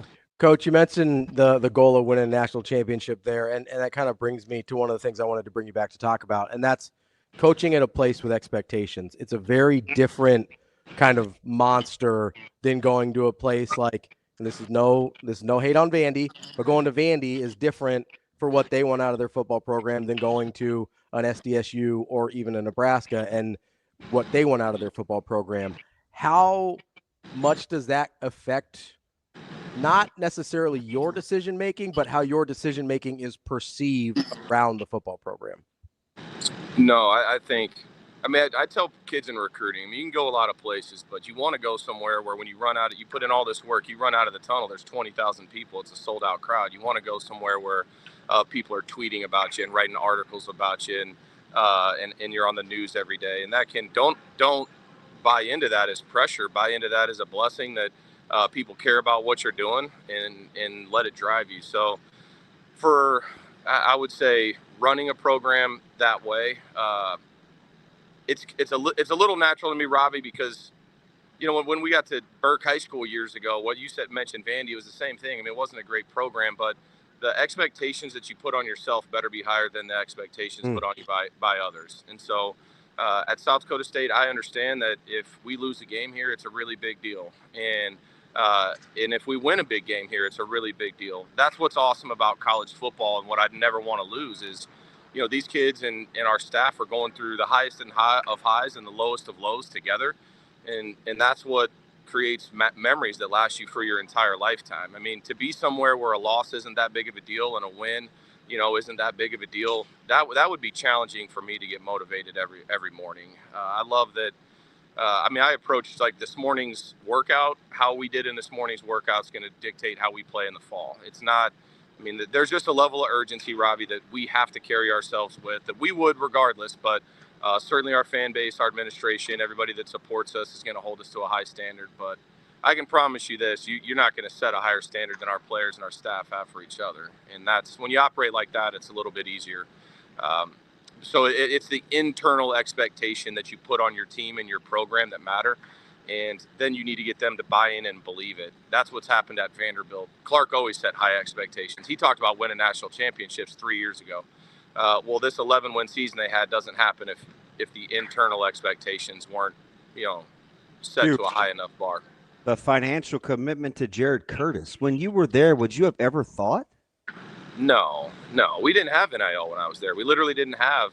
We may have one player that was earning any sort of NIL just 3 years ago at Vanderbilt, and then to see where they've grown it now has been incredible. And you land a guy like Diego to come in and change the landscape for sure, and the facility upgrade, and Clark to be consistent. And what you find is you win some games and you bring in some really talented players, you get buy-in from the community. And that's kind of what I'm saying is, if you wait for your community to be the one that's setting the standard, it's not going to happen. You need to create it. South Dakota State's standards and expectations. Say that again for the folks in the back. Coach Jack. Say that again, please. Yeah, I'm just telling you that the internal if you want to wait for your fans to get excited about what you're doing and have that be what defines your program and your culture, that you're going to be waiting for a long time. If you set the standards and the bar high and the expectations, the fans will follow. So you've seen that at Vandy. All of a sudden they sell out games. Well, it's because they see a team that believes and is winning football games. That's why this didn't happen overnight. When I was here in 2012, we had 4,000 or 5,000 people at the games. We had an old beat-up stadium, and you know what we had? We had guys for about 10, 15 years just building and grinding and putting in the work behind the scenes, and then you start seeing the byproduct of winning on the field, and now you have sellouts. Now you have expectations. So create your own expectations by the success you have, the work you put in. Man, I'm watching you. I'm just going to go back to Nashville, right? I'm watching you coach, and we're having these sidebar conversations about building culture and players arguing about pennies, right? This just a little bit, and I'm not getting anything. And I'm like, you're having these conversations. You just want to coach ball. 3 years later, it's you're building a culture, or at least trying, from what I hear, to get out in front of that, where it becomes a hard place to leave. Not a place that you need to pay to have people attracted to. No, exactly. Operate out of position of strength. I mean, for us, I'm really blunt and I'm direct with our players on the expectations. You mentioned the financial, things. I mean, the one thing our players don't question is that, because they understand this is a meritocracy just like the world. So nobody's surprised that you have to produce to earn NIL money at South Dakota State, or you need to produce to get your face on a billboard on I-29, or you got to produce to have people, interested in what you're doing. I mean, they understand that. So you come in, you work, you earn everything that you get. And when you earn it, nobody will treat you better. Nobody will fight harder to reward you for that than I will. And so, our locker room, these guys are going to be talking about how hard the workout was and what classes they got and who's coming back for extra work in the indoor later, and who wants to watch some more film. And our guys are worried about that. They understand that if they produce and they put in the work, they're going to get taken care of to the best of my ability. And then people respect that and love it. And if they see themselves getting better and pushed and challenged, then they stay with you too. So, it is a blessing to come work with these guys. There's not a better group of guys to coach than what we have here. And that's going to be the goal, to always keep it that way. Coach, so you talk about trying to set this culture and guys that kind of have the mindset of like, hey, everything's a meritocracy, you got to go out and earn it. How much of that do you find is, hey, I got to recruit some guys that's just how they're wired, versus, hey, I can mold certain guys and teach them to believe a certain way? I'll be honest with you. I think it's really hard. We get these guys at 18, and you can definitely, and it's something I'm passionate about, is improve and change somebody's life for the better through challenging them and mentoring them and being truthful with them. But, you have to recruit somebody that's also, Coach Stig would say, has a heart of good soil, somebody that's going to take the coaching and be mentored. And I want guys that want feedback, desire feedback, want a coach that's hard on them and critical of them and isn't going to be sensitive. So if you recruit guys that are open to feedback and they're going to take it as constructive, and they're going to look at the harder coach is on me, that's actually a byproduct of how much he loves me. That he's showing me how much he loves me by how hard he is on me.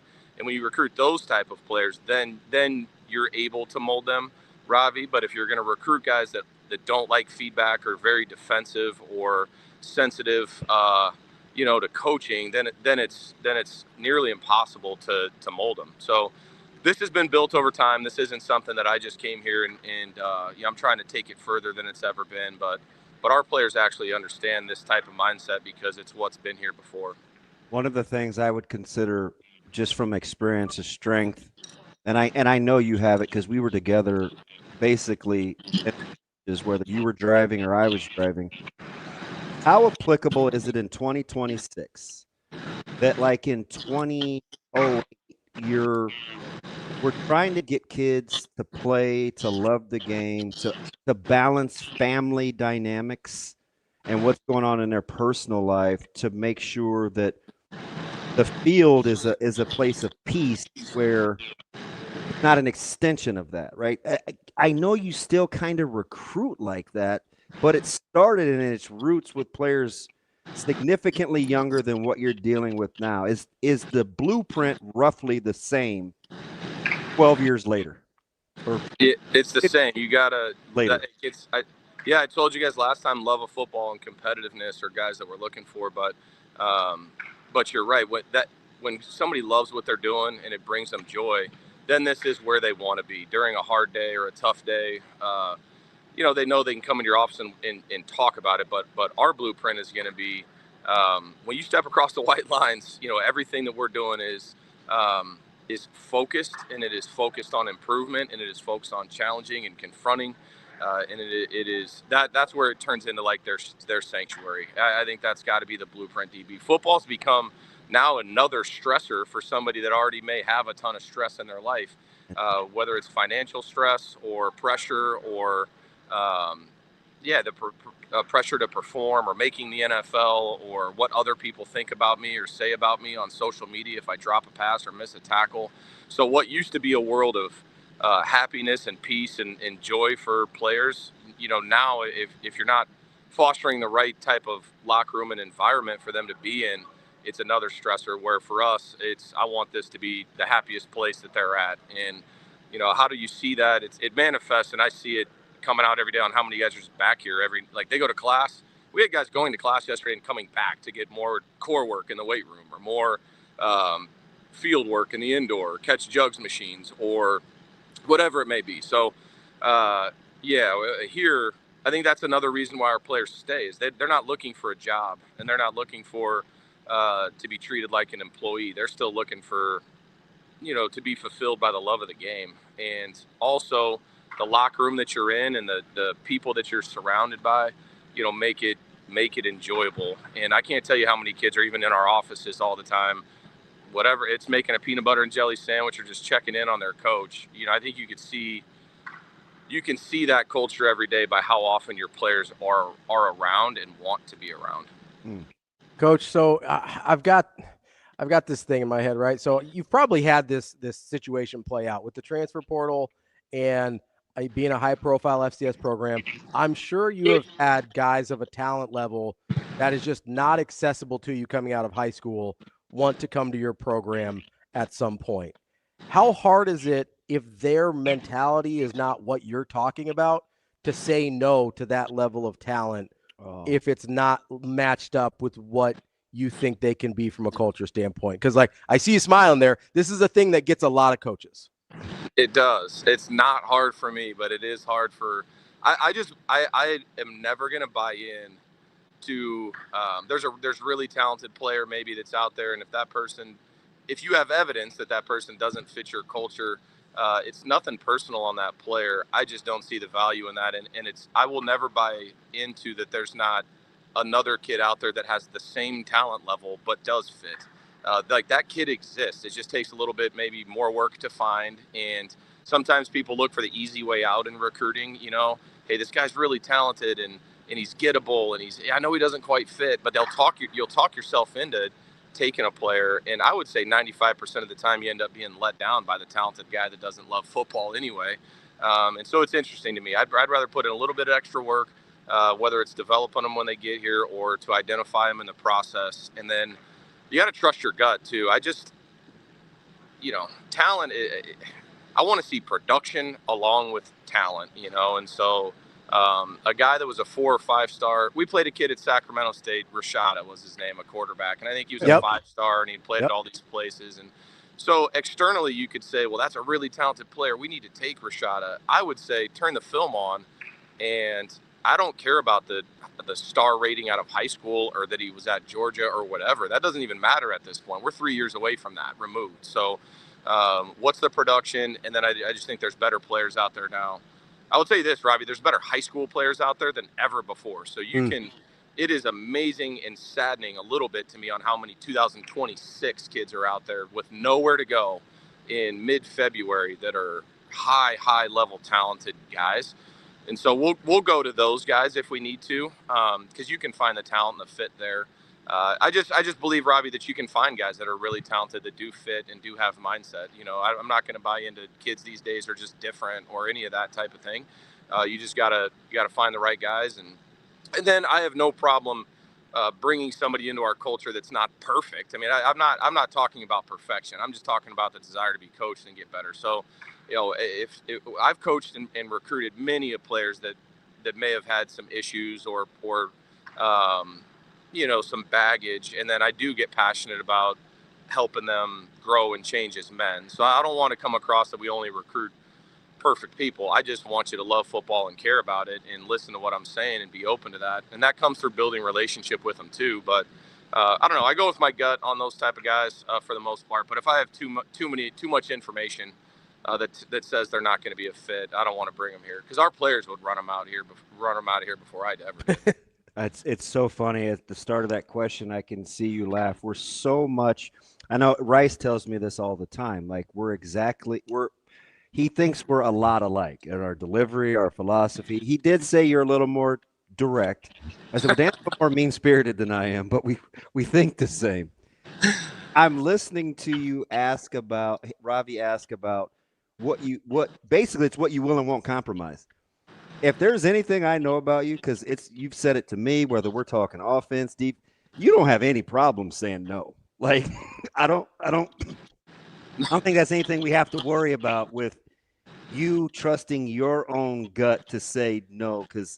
But we just had a conversation a couple weeks ago where you were ready to say no, and I'm practically like, hey man, like hang in there.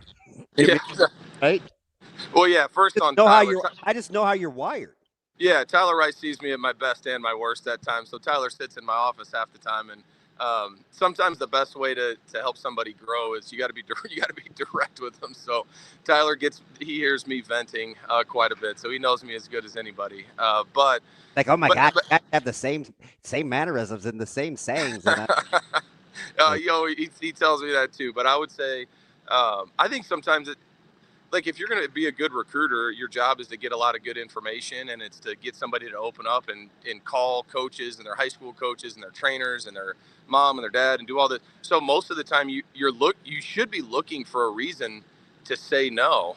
That's kind of part of it, and kids should be doing that in recruiting too. When they go on junior days, it's not about putting on the jersey. It's about they should be trying to find a reason to poke holes in what I'm saying or doing and ask hard questions and then get all the information and make a decision. So, no, I think if you're going to take 25 kids a year, I mean, why not be really thorough with it and make sure that you get the right 25? And then it also, when you get the right guys, it sets up for easier conversations when you're here. If you recruit the wrong guys a bunch, then you have a bunch of tough conversations and awkward moments while the players are on your team. So people wonder why we have 6 parent meetings. We have 6 parent meetings, so we have a clear line of communication. That's why we don't have a lot of problems in season. Hey, I don't know if you guys were wanting other guests today, but my guys just got done throwing. So A-Train, what's up, buddy? What up, DB? So you're live. Don't say anything crazy. Oh, don't worry. We're on non-terrestrial radio, and I know you cuss like a sailor, so it's okay. How you been? How you been? He said. I've been good. It's been a good You look good. Appreciate you. How was conditioning today? Was it tough? Yeah, it was definitely a little bit tough. I don't know if it was hard as the crossfields. The crossfields got me last week. Crossfields are tough. Hey, what are you doing with muscles? Can you still model with muscles, or do you have that part of the magazine down? So you got some muscles now. I'll let him get some breakfast and go to class. All right, A-Train. All right. I didn't mean to put you on the spot, buddy.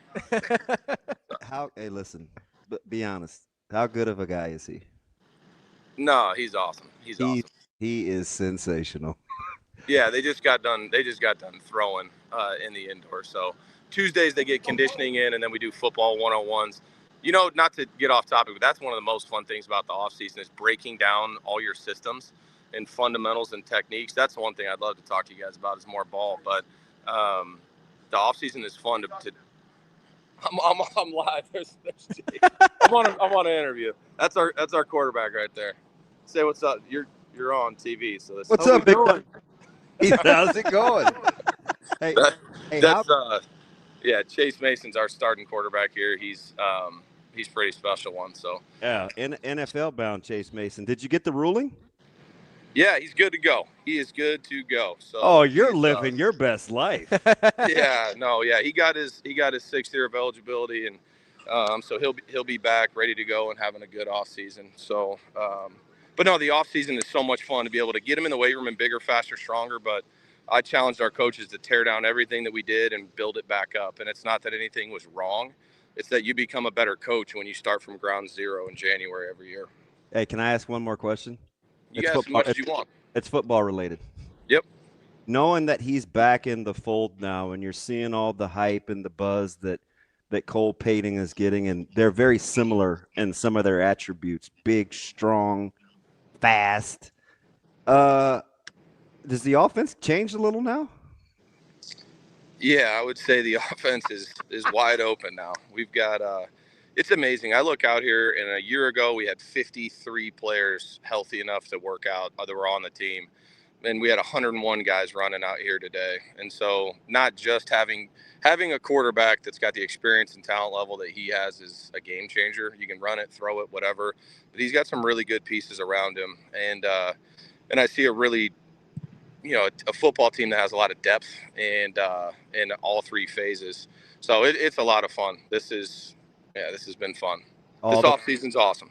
All the work you put in during the playoffs last year, making sure you were in a good position this year, does it feel worth it now? It does. At the time, it was kind of wild, and spending as much time on just getting Chase's waiver approved and being able to set a path forward with NIL and transfer portal and sign your players and retain your players and bringing in 17 transfers and 4 early enrollee freshmen. It was a lot, but it's worth it when you get up in the morning and you watch these guys work out. And then we had a team meeting last night where we actually went through our 4 H's, which is cool, something we're doing that Vrabel had done with history, heroes, hardships and heartbreak and hopes. And so we're actually getting to know each other at a deeper level, that's a passion of mine too, is seeing how connected we could get the players. All right, buddy. Next time I talk to you, we're going to talk about fitting in the run game with split safeties.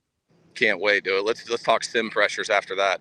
Hey, sorry for being a little bit disjointed and having some of the guys pop on there, but no, it's good. It's good, man. Always appreciate your time. All right, see you guys. Thanks, Coach.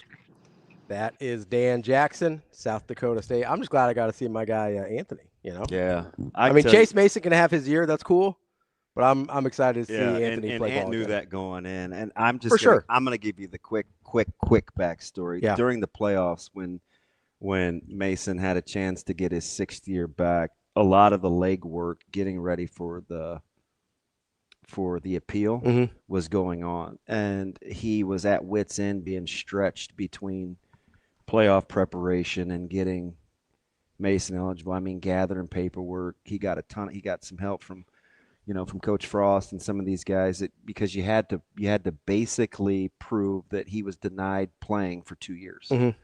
And so you needed some tangible paperwork, and he'd spent some time at Nebraska for a little bit. And you needed a lot of documentation, and a lot of coaches around the country really helped. And he was really, really torn up about feeling like he didn't fully commit to his team during the playoffs. Sure. And it ate him up because he was having to do so much legwork because the rules kept changing on him.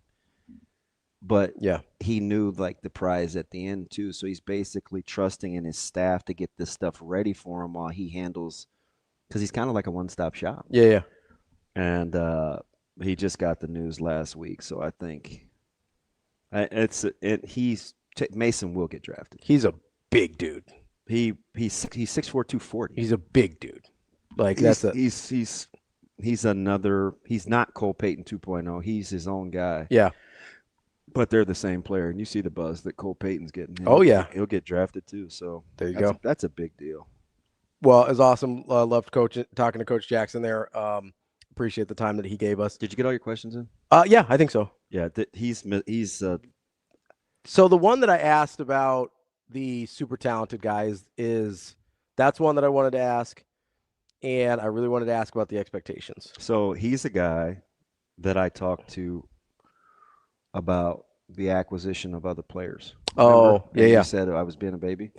I still think you were, but that's fine. He agreed with me. Yeah, that's fine. And I told him before I told anyone. Yeah. But Dr. Luke, like anybody. Yeah. I was like, hey, man, I got something that fell in our lap. He's like, I don't know, bro. What's your gut tell you? Better than you saying, what was the question you asked me?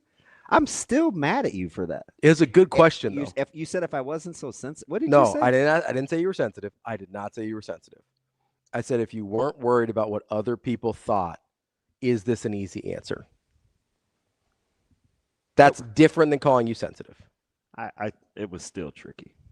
That's fine, but I do think, and I wasn't asking it as an indictment of you. So when you asked him the "Can he say no" question, that wasn't laughing. That wasn't about that. No, I know. Yeah. But that's how he thinks, though. I was thinking of guys like Jaden Rashada.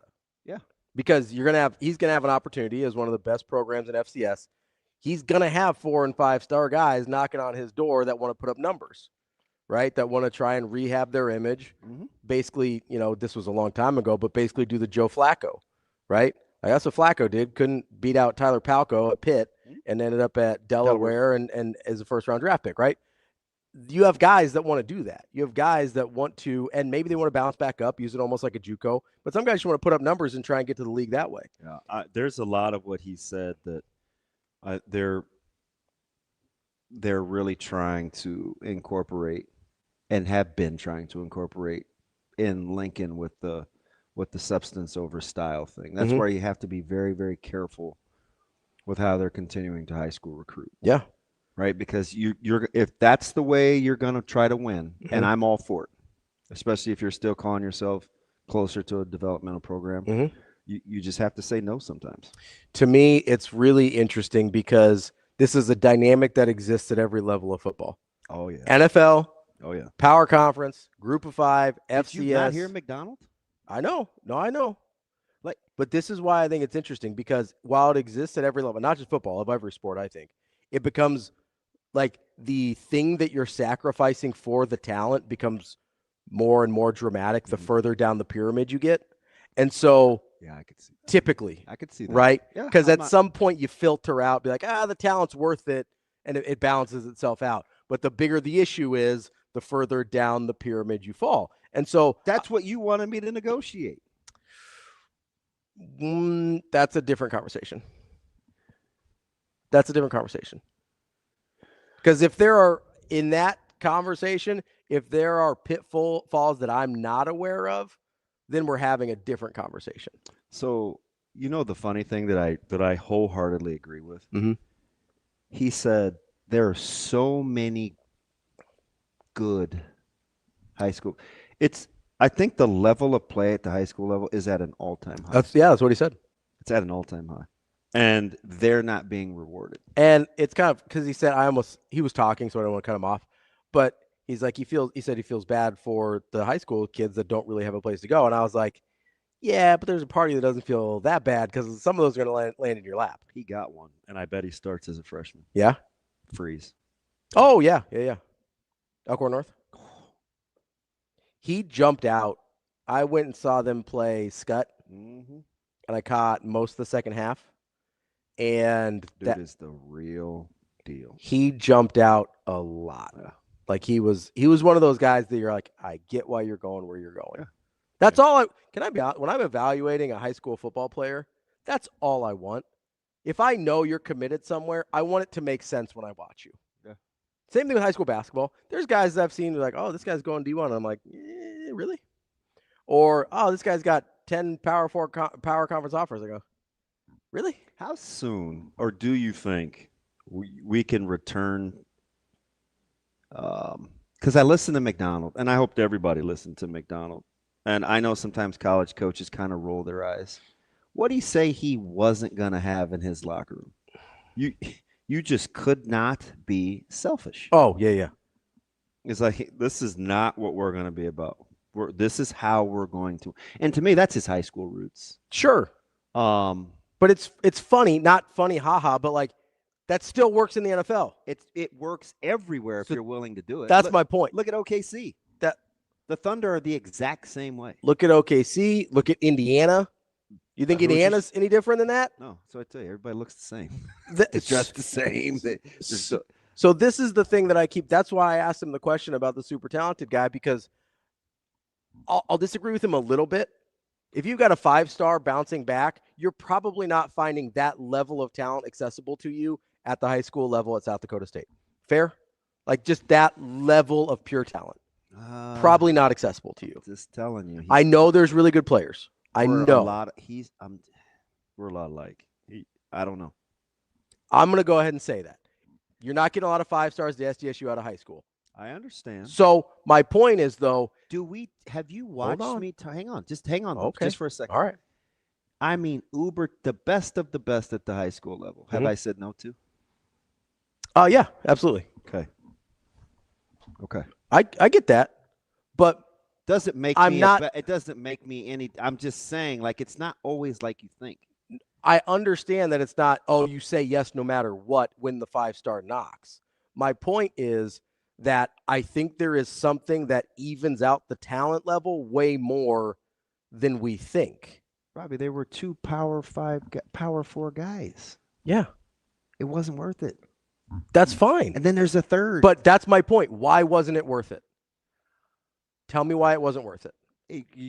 I just felt like we would be compromising who we say we are. So that's what I mean, though. That's the thing that evens out the talent, right? In terms of results of what you actually want. Now, they might still go out and beat you. I get that. And they did. Right? Like that's a thing that can happen still.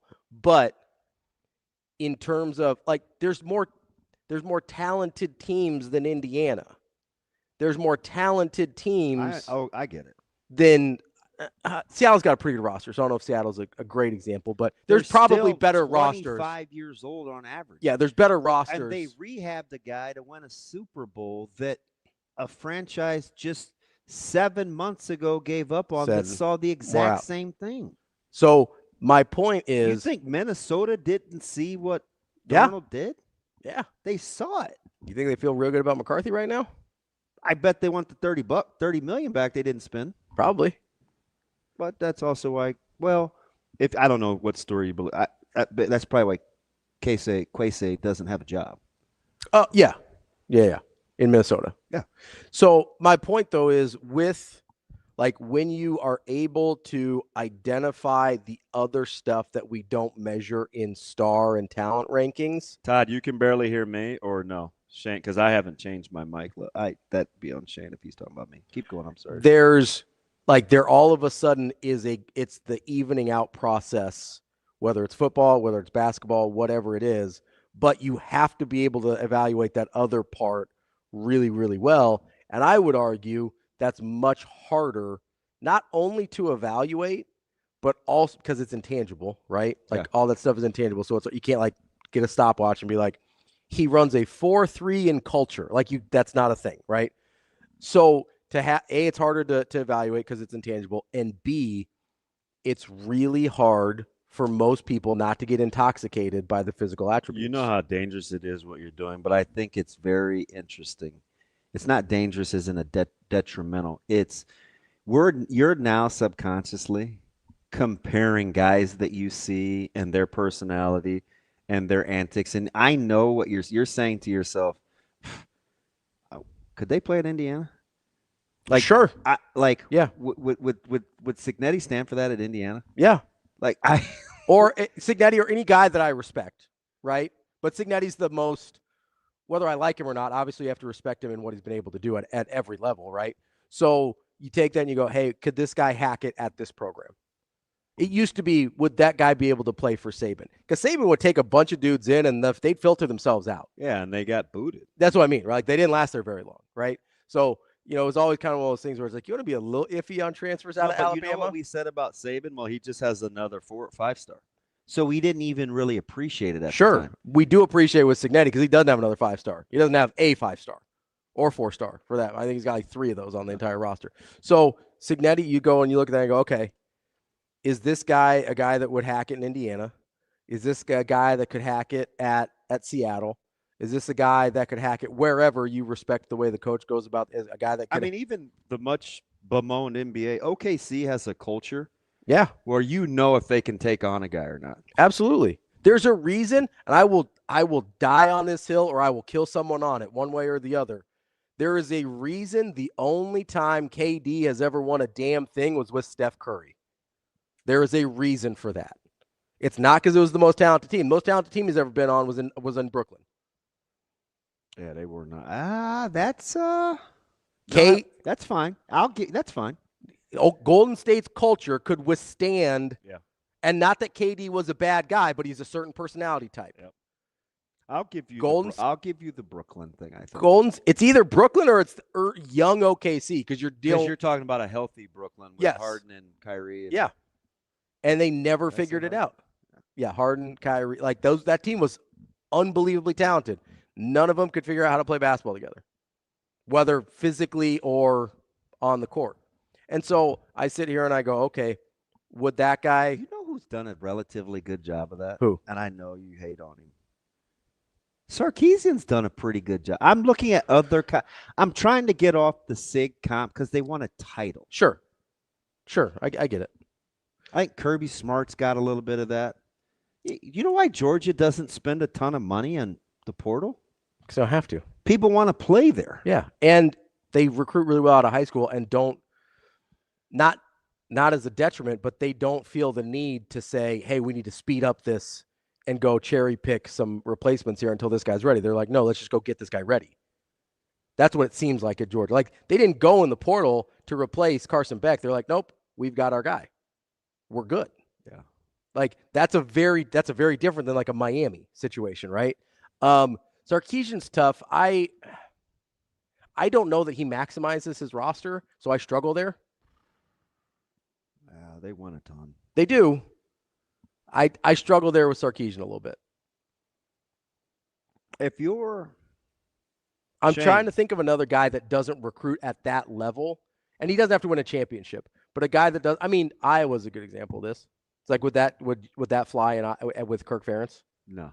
That's what I mean. Like he's the more tangible example of what we're talking about with Cignetti is, and we've been talking about it for years coming into the program, how Iowa's not very talented, but somehow leaving the program, they all play in the NFL. Not all of them, but certain positions for sure, right? So you sit there and you go, okay, would that fly with Kirk Ferentz? Maybe that's a better question than would it fly with Curt Cignetti? I could see that. That's fair. Because Kirk Ferentz is right there, and that feels very tangible and like very reachable. Cignetti feels like this other thing up on a pedestal now. Yeah. And I agree. I think it's a unicorn situation. Like I don't know what to do there. Ferentz feels like that's attainable. Their level of success should be attainable to Nebraska or wherever you're at. If I can do it that way, I can replicate what Iowa's done. That's not crazy. Saying, hey, we're gonna go from and I get it. In game is something different. Mm-hmm. The struggles are documented. You know who seems to be a little bit like that for flash and dash perception? Who? Lanning. Oh, yeah, he's about that life. I think. Seems pretty no nonsense. I got to be honest, and I'm trying not to let my bias show here. I do wonder about the Raiola situation. So let me tell you what I think that is. Okay, I'm open to it. I think that's a guy. I think that's two people. I think that's everybody on both sides being self-aware.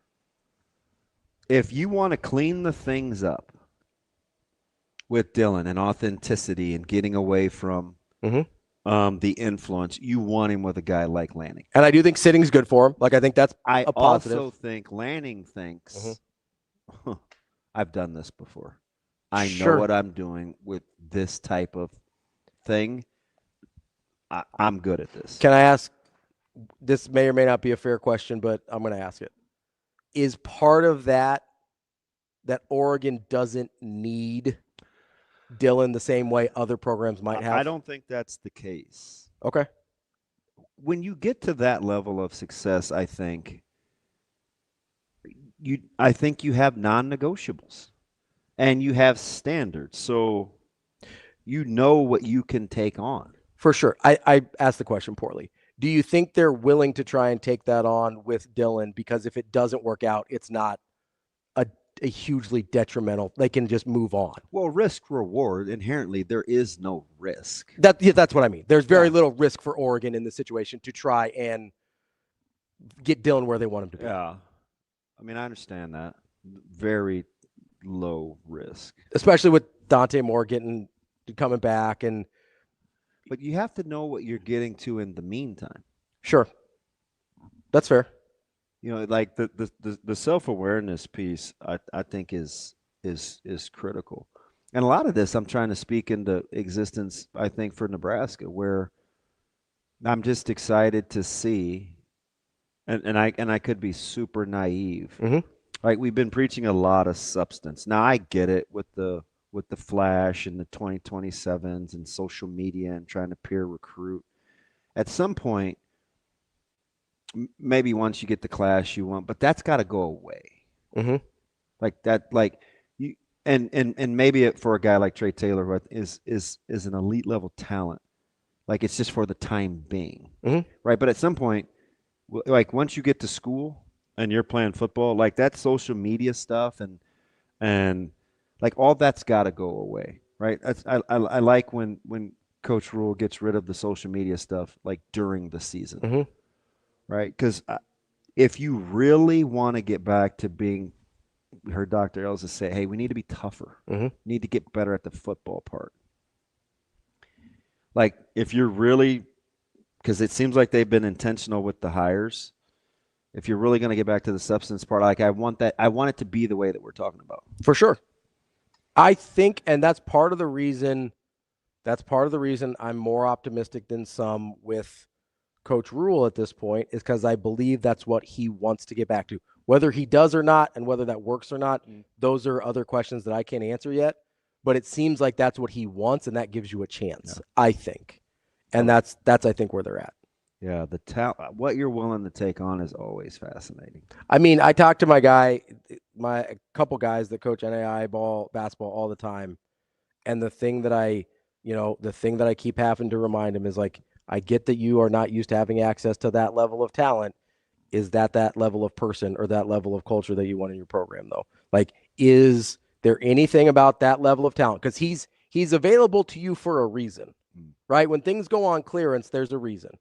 They're out of style, they're out of fashion, there's a tear, I don't know, whatever it is. They're on clearance for a reason. So is that reason acceptable to you? Is it something you can live with? That's the $1 million question. And if it's not, I don't care if it's Michael Jordan in the flesh, you got to move on. Yeah, I want to talk that the NDSU move is fascinating. Yeah. I think what Coach Jackson said was right. I do think eventually we're going to have a power conference championship, a group of 5 championship, and an FCS championship. I wonder if they're just trying to get in ahead of that thought process. Maybe. Because at the end, I know what he's about. Like, it seems like a weird move. But it may, I don't know. I got some thoughts. It may quietly fit. Unless they think there's some other things coming down the road, it's going to be really interesting to see how it plays out. We're going to talk to KERRY Miller from Bleacher Report, Little College Hoops, coming up next here on Hurrdat Sports Live. I mean, you just have to do the best job you can. He's one of the best 3-level scorers in the country, and his ability to get the ball in the pocket. He's the best pocket passer I've ever seen, and his ability to make tough shots.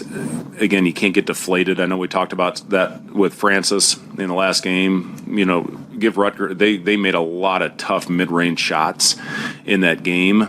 But I didn't think we got deflated. I never thought we did in that game the other night in New Jersey. So, for us, he's going to do some really things, things that, a lot of wow factor type plays.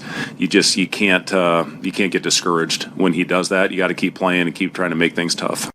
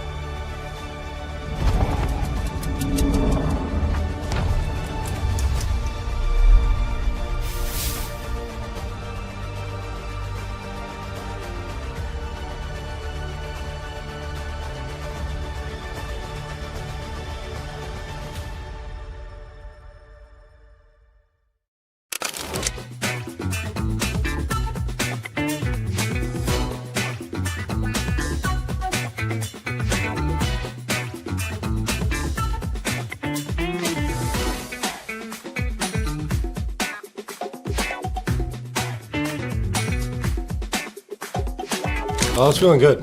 Teammates were finding me in spots, and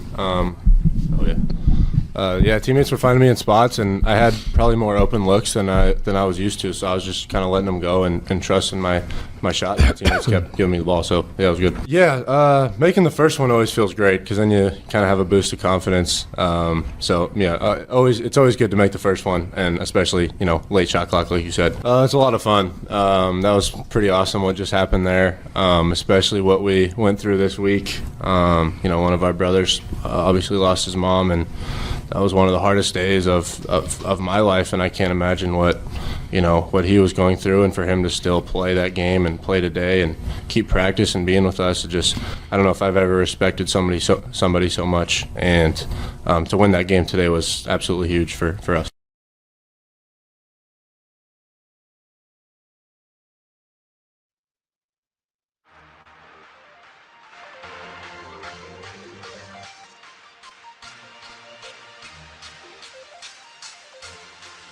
Welcome to Hurrdat Sports Live.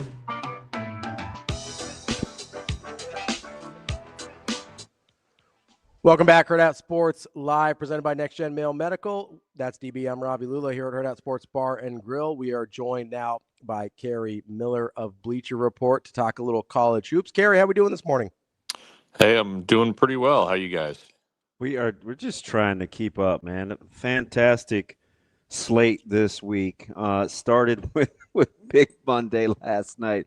At what point when you're watching that game, and I assume you see a lot of Arizona, and I was telling the guys in our group chat, it's kind of how they play, but at what point did the shot selection start to bug you where you're like, guys, are you being serious right now? Yeah, I mean, I think Kansas is a good matchup for Arizona just because that is not a team that shoots threes, and Flory Badunga is one of the best rim protectors in the entire country. So I think they were almost forced to either, settle for mid-range stuff, threes they don't usually take outside of Braden Burries, or they were just trying to fly at the rim and hope for the best against Flory, and that did not work out so well for them. I certainly did not expect Kansas to win that game, though. Even if Darryn Peterson had played, I would have been picking Arizona in a close one. So for them to win without him just furthers that Ewing theory. But, huge win. Arizona's still projected number one overall, but now the door is, slightly ajar for them to slip from that top spot. If they're gonna win 6 in a row, and I still think they're the best team in the country. Mm-hmm. Who that was off last night needs to be more like their normal selves? Koa Pete or Jaden Bradley? I would say Bradley. I mean, he's been the guy who, anytime they have actually had close games, he tends to be the one coming through in the clutch, or he's the guy who just, steps on the gas for them to pull away. I mean, Pete's had some off nights this season. I feel like, Bill Self was really ready for what he does. It seems like they knew where he was passing the ball before he would do it. It was pretty wild how they were jumping lanes on Koa more than really anybody. But yeah, I think Jaden Bradley needs to be that guy because Braden Burries can be, but I mean, Bradley's the senior. He's been the leader all season long, and I was shocked at how ineffective he was in that game. KERRY, as you look at this Kansas team and kind of their ability to make a run in March or not, how much does the trust factor of whether or not Darryn Peterson's going to play or not factor into the way you look at this team?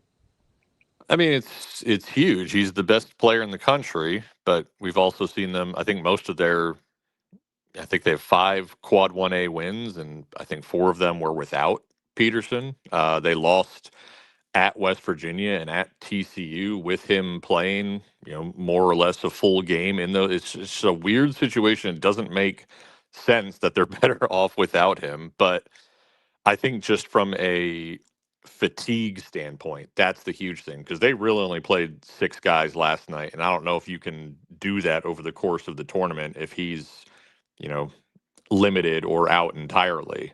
So that's my question, similar to, a few years ago with when Joel Embiid was there, and then he missed the tournament because he had that microfracture surgery in his back or whatever, and then they just didn't have they had talent around them, but they just didn't have enough depth at that point. Here, let me ask you something. If you like Michigan, if you like Arizona as the number one overall in your mind, especially given on the heels of Duke and Carolina, which they led infamously for all but a second. Yeah. What's the difference between Michigan and Duke for you? Because stylistically, I don't know, man. The last play you draw up was an ISO for boot. Like Michigan would be all over that with how they can defend. Like, what's the difference between Michigan and Duke? I'll tell you what, we're going to find out in like 11 days when both those teams come to my neck of the woods here in DC, a random mid-February non-conference game that they couldn't have drawn up better ahead of the season if they wanted to. But yeah, it felt like we were watching Cooper Flagg last year all over again with that, back-to-back possessions where they were just, tie game, a minute left, and they just hand the ball to Boozer at the top of the key and say, put your cape on, dude, save us. Why and not he a didn't. ball screen or pick and pop or like, I couldn't believe you just want to ISO with 20 seconds to go. Yeah, and that's when they beat Florida early in the season. That's exactly what they did. They did a pick and pop, and Isaiah Evans hit the game winner. They just didn't trust anyone other than Boozer in that spot, and that could very well be their undoing in the tournament. Because to your point, you try that against Michigan and Ade Mara and Yaksha Lenderborg, you're going to eat that basketball, Cameron Boozer. So you like Michigan better than Duke. Who's after Michigan? I mean, I wouldn't say I like Michigan better than Duke, but I think Michigan probably should win that head-to-head game. We'll see what happens. But as far as seeding goes, Arizona's 1 overall, Michigan's 2, Duke's 3, and I still have Connecticut at 4. But like everybody lost in the last 6 days. Illinois, if they had won at Michigan State, they maybe could have had a case for leapfrogging UConn for that 4th number 1 seed. I think Houston is now in that conversation as well, but they don't have enough marquee wins yet. But good God, do they have those opportunities coming? Because they get Iowa State, Arizona, and Kansas in succession in the next 14 days. So what is the path, if there is any, for Nebraska to get a 1 seed? Is it basically you have to win out? I mean, obviously it starts with Purdue tonight, but do they have enough quality win opportunities between UCLA, USC, Iowa twice, and Purdue to get into that conversation? I mean, I think they probably need to win out, and they probably need to get some help because they just don't have those games. Like I was just saying with Houston still has 4 just better games than anything that's left on Nebraska's schedule.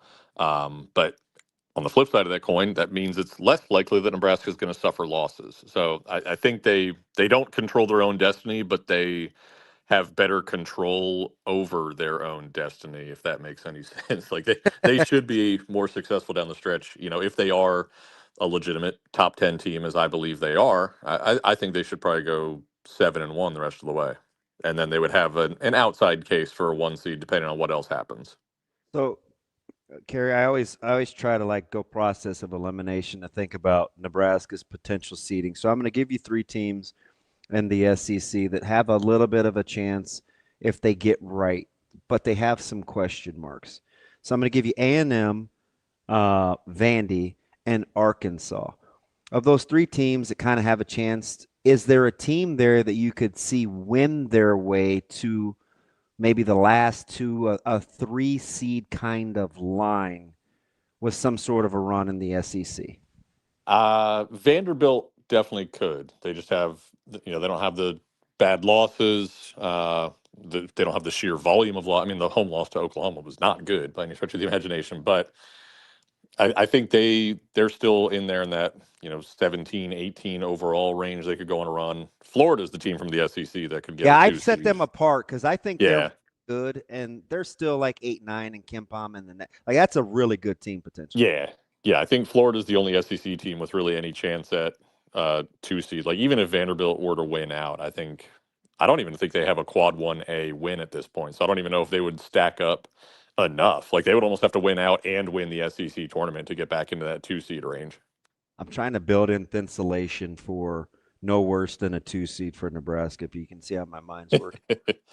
Let me go to what we saw with Michigan State and Illinois. My partner is notoriously, he's probably the only guy in the Midwest that doesn't think Izzo's a very good coach. But I get what he's saying with how they play offense and with Fierce, who needed that game in the worst way against Illinois for a multitude of reasons. When you're looking at the Purdue, Michigan State, and I may put Nebraska in this or Purdue, one of the two, the loser of tonight's game, moving into that upper echelon, like what separates those three teams? And the loser of tonight's game, Michigan State, with the tops of the behind the tops of the Big Ten. I mean, it's been tough to separate those teams for a while now. I think Illinois has separated itself, at least seed-wise, with their 5 quad 1A wins. They've won very well on the road. Nebraska doesn't have anything remotely close to a questionable loss. I think that's huge for them. That's kept them I still have them at 7 overall on my seed list. And then Purdue and Michigan State right there in the 3 seed mix. But it's tough. It's funny when you're looking for, the last number 1 seed, you end up kind of looking at different things than when you're down to the 3 seed line, then you get down to the bubble. It's just kind of what matters at that point kind of changes. And I think certainly with Michigan State, a lack of any great wins away from home, or frankly, any, truly great wins outside of, if you think that home overtime win over Illinois was truly great, fine, you can make that argument, but they just don't have those upper echelon wins. And I think that keeps them at the bottom of the 3 line for me. KERRY, as you look at teams in this 1, 2, 3 line area, that gets us to 12 teams. Mm-hmm. How many of those 12, or if there's any outside of that, do you think can actually win a national title? I think it's probably AU might be the only one. 9 or 10, but it feels like it's Arizona and Michigan against the field. But I mean, if Darryn Peterson's playing and looking good, if he ever plays 6 consecutive games, I'll start to believe in Kansas winning it all. Illinois has been so good away from home. I think right there at Purdue at 10 overall is where I would really start to draw the line. Certainly what we've seen from Purdue lately, I don't know that I would be buying them as a title contender. So I think it's probably 9 at this point. And maybe this is Lawyer's shooting. Maybe it's just he benefited last year. Maybe, he's obviously have some shots taken away with their acquisitions in the offseason. But what's happened to Kaufman-Renn in your opinion? Yeah. Or is this the guy that you were kind of questioning if he was all conference to begin with? No, that's what's been crazy is how he's just fallen off a cliff. Like if Oscar Clough wasn't as good as he is, that's coming what in from I get where he's probably taken some.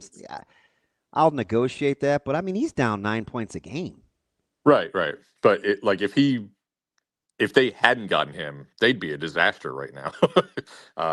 Because Kaufman-Renn's been just wildly disappointing to me. I know he was injured early on, but then he came back in that game against Alabama right off the bat and went for 20, 15, and 5 or something. We're like, all right, here we go. And now he's just been hasn't been able to take over games. And I mean, I feel like Lawyer's the bigger problem as of late because Braden Smith does not want to take the shot in the big moment. He wants to set somebody up. And if Lawyer's not hitting them, that's, not going to work out for him. I think that's why his assist to numbers have gone down. It's not that he's passing less. Guys just aren't making those shots. But yeah, it does feel like Smith needs to be the hero because TKR and Lawyer have both been, very underwhelming. So, KERRY, and I'm not just asking this because my partner here is a North Carolina fan.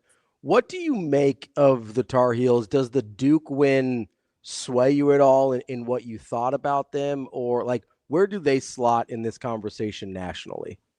They are, they're not one of those 9 teams that I would have said before, but they're getting close. Starting to defend helps. Yeah, that's the key, right? In early January, I would have picked them as the most likely candidate to lose a 5-12 matchup just because they weren't playing any defense. But now they've figured things out on that end.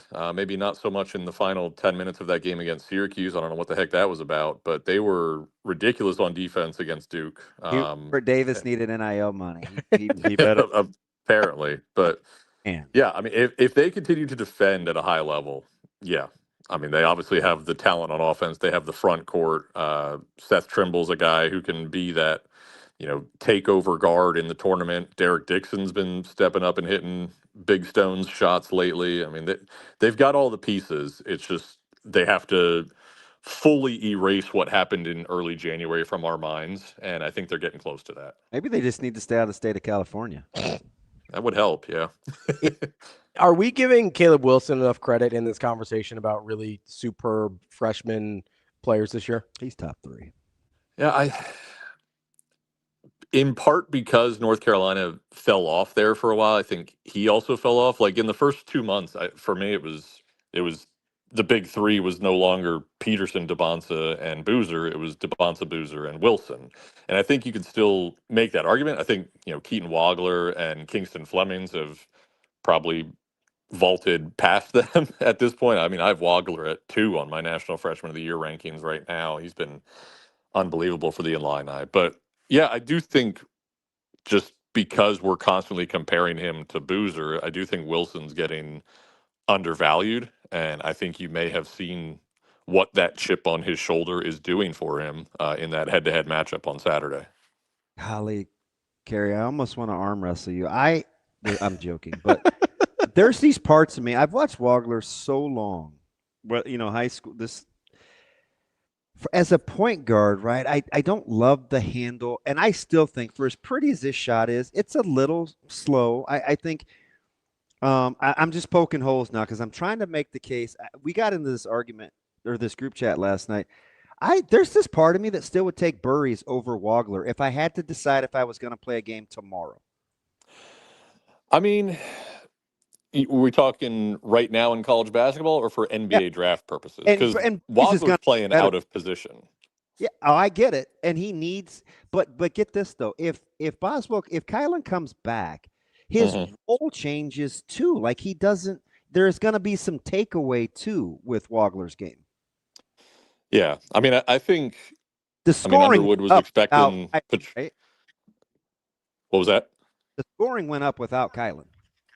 Oh yeah. Well, what was it? The second game he was out was when Wagler scored 46 or whatever. I mean, he definitely stepped up his game in the last few weeks. And when Boswell went out, I thought that was like going to be the death of Illinois because they had such a tough slate coming up, all those road games, and no true point guard play. But I think Wagler really rose to the occasion, and maybe we're overvaluing him a little bit in that Player of the Year conversation because of that. Because what he did is a bit unexpected, but I mean he's been carrying them and.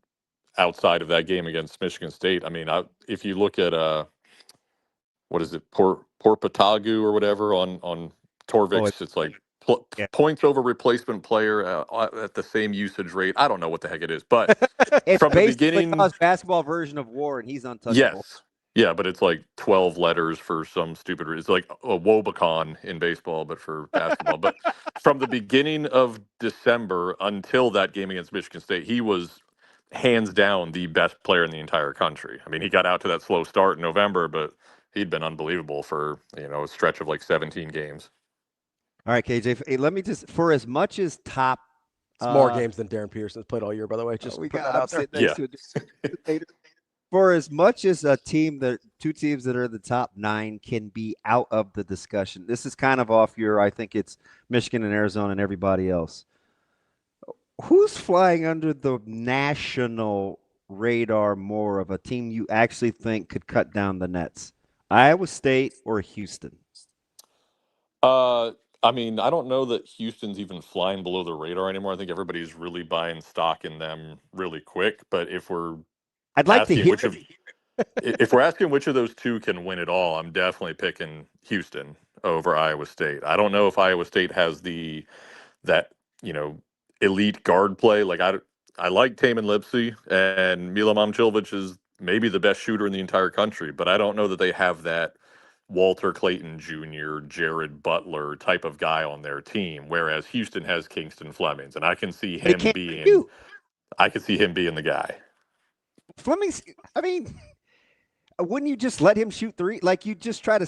This is easy, right? Because I don't coach basketball, but why wouldn't you? Did you see the shots he was taking when he wasn't being guarded? Kids, like there's a reason. It's even Kevin Sampson even said, Kingston, there's a reason you're open. Like does he shoot well enough for you in those moments?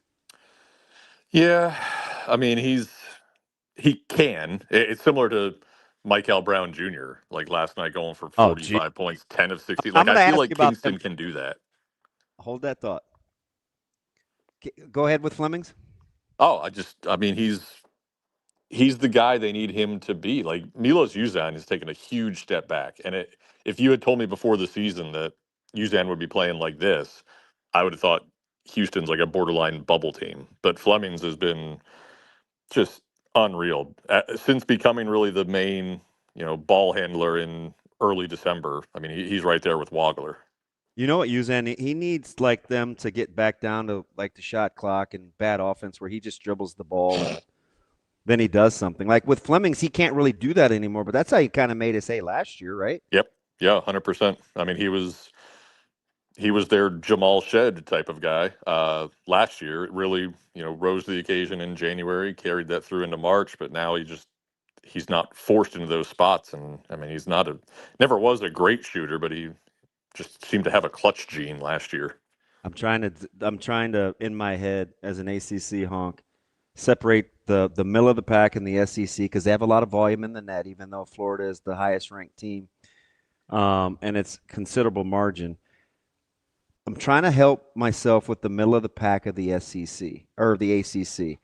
Do you like Virginia and Louisville, let's say, better than the tandem of, Arkansas and like Kentucky or the next batch of the other SEC teams? Oh man, that's tough. I mean, I don't know how much I believe in Virginia, at least from resume wise. Like I think they're 4-0 against Quad 1A, but they're all like weird, not that strong Quad 1A wins. Like I don't think Virginia has necessarily proven it can knock off an Elite Eight caliber type of team. Whereas I think both Arkansas and Kentucky, they have shown that they can. And I don't trust Louisville because they're just going to, they'll have a game like last night where they're just going to fire up 33s and hit 60% of them. They'll come back in the next game and shoot 6 for 30, and they'll be buried in the second round. We've never seen a team that shoots at least 50% of its shots from 3-point range make it further than the Sweet 16, at least in the Ken Pom era, so in the past 30 years. And the only one that did do it was 2006 West Virginia, who had the luxury of running into an 11 seed and a 14 seed before getting destroyed in the Sweet 16. So I feel like these teams that just rely so heavily on the three, they just don't last all that long. So that's my concern with Louisville. Is that Kevin Pittsnoggle? Yeah, that's the Pittsnoggle team. Yep. It is. I think they played Creighton in one of those years, which I was not a huge fan of. Anyway, so KERRY, as we're sitting here, you're talking about conference strength between ACC and SEC. How do you pit the conference strength of the Big 12, which is super super heavy at the top, versus but maybe not as much depth, versus the Big 10, which is good at the top, still really really good at the top, but way more depth in terms of just quantity of teams? If you had to, if I really forced your hand here and say, hey, tell me who's the best conference in college basketball, which way are you going? I think I would lean Big 10 for the reason you said. Like if we're doing a theoretical conference challenge, right? Michigan, Arizona, close call. Kansas, Illinois, close call. Purdue, Houston, well, I'd go Houston. But once you get down to those, Baylor versus Indiana, I'm taking Indiana in a heartbeat. USC over Oklahoma State, sure. So I think that middle tier is what would put the Big 10 over the top. But if you're asking me, you could pick, which league is most likely to send a team to the Final Four. That's a really tough call. I think they're pretty much equal because they both have 5 national championship caliber teams. All right. So while we're at it, help me parse through USC, Wisconsin, UCLA, and Iowa. Iowa's in the row. Iowa's But their ahead. schedule I mean, seed-wise, I cannot separate like USC, Indiana, and Wisconsin. I think I have them like 36, 37, and 38 in that order, and then UCLA just a little bit behind that. I do think it is likely that all of those teams are going to get in. I think it's going to be at least a 10 bid, possibly 11 bid Big Ten. We'll see what Ohio State decides to do to get into the conversation or not. But I think Iowa's probably a lock, even though they're like in the 7-8 seed range. Their metrics are just ridiculous. Their metrics don't match up with what I see. I don't think Iowa's that good, but they're going to make the tournament for sure. So what is it about it? Maybe it's the Indiana of late, but what is it about Indiana that makes you pretty sure? Yeah, it's the Indiana of late. 2-3 weeks ago, they were, I think, 12-7 overall. They were 0-6 against Quad 1 and 1-1 against Quad 2. Their best win was a home game against Washington, but they didn't have anything bad on the resume. So they were able to, just pick up wins over Purdue, UCLA, Wisconsin, and now their resume is almost, beyond reproach for as far as the bubble is concerned, because this bubble is hideous, guys. And we say that every mid-February, but my God, it just makes me sick every year. All right, so SC, interesting, and I know they looked horrible against Penn State, and listen, they talked about it. Musselman, he's like, it was sleepy and it was East Coast grade, and he was doing his best Mick Cronin, right? Yeah. Yep. Every 5 minutes, but with Arenas coming around, Baker Mazzara is gonna get healthy again. Woods is tough. Like, do you like SC potentially, or you just can't get over how they play offense with Musselman? I mean, it seems like every single one of their games comes right down to the wire, or at least for the last 10 games or so. I mean, it's all ridiculous. Points are less, right? It's weird. Yeah, I mean, and they had that triple overtime game against Troy early in the season. Like, they just seem destined to, no matter where they end up in the tournament, they're going to play a game that comes down to the last minute.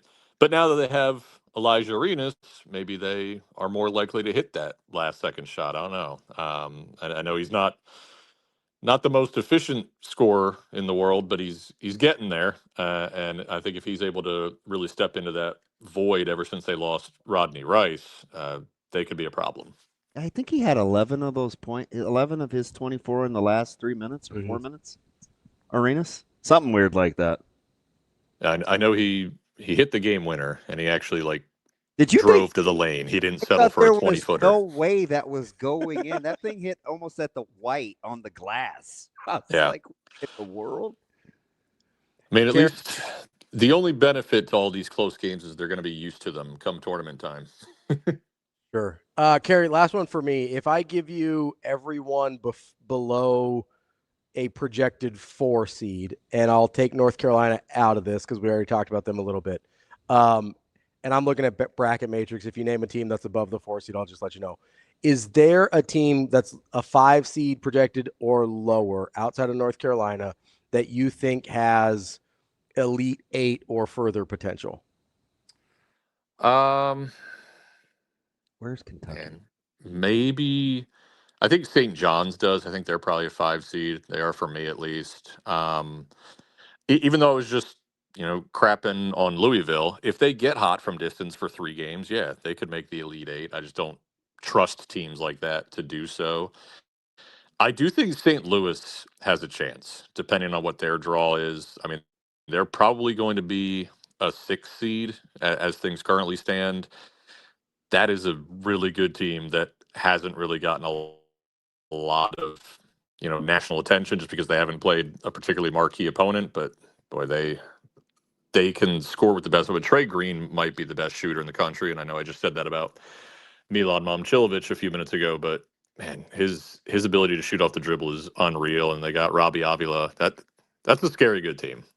What do you do with BYU? I don't trust them at all until they actually beat a quality opponent. I think I have them as a 7 seed right now. Like that, they're just kind of, I hate to say soft. They're just not very physical. Yeah. I mean, aside from Kebaketa, who is like Kendrick Perkins, my God. I never know if a comparison to Kendrick Perkins is a positive. In this sense, it's positive. Okay. KERRY, we appreciate the time. Great stuff. Appreciate you letting us take you all over the place there. We'll talk again soon, okay? Sounds good. Take care, guys. Here. That is KERRY Miller from Bleacher Report. I'm Good doing stuff there. the best I can to protect Nebraska on a two-line or above. You got to.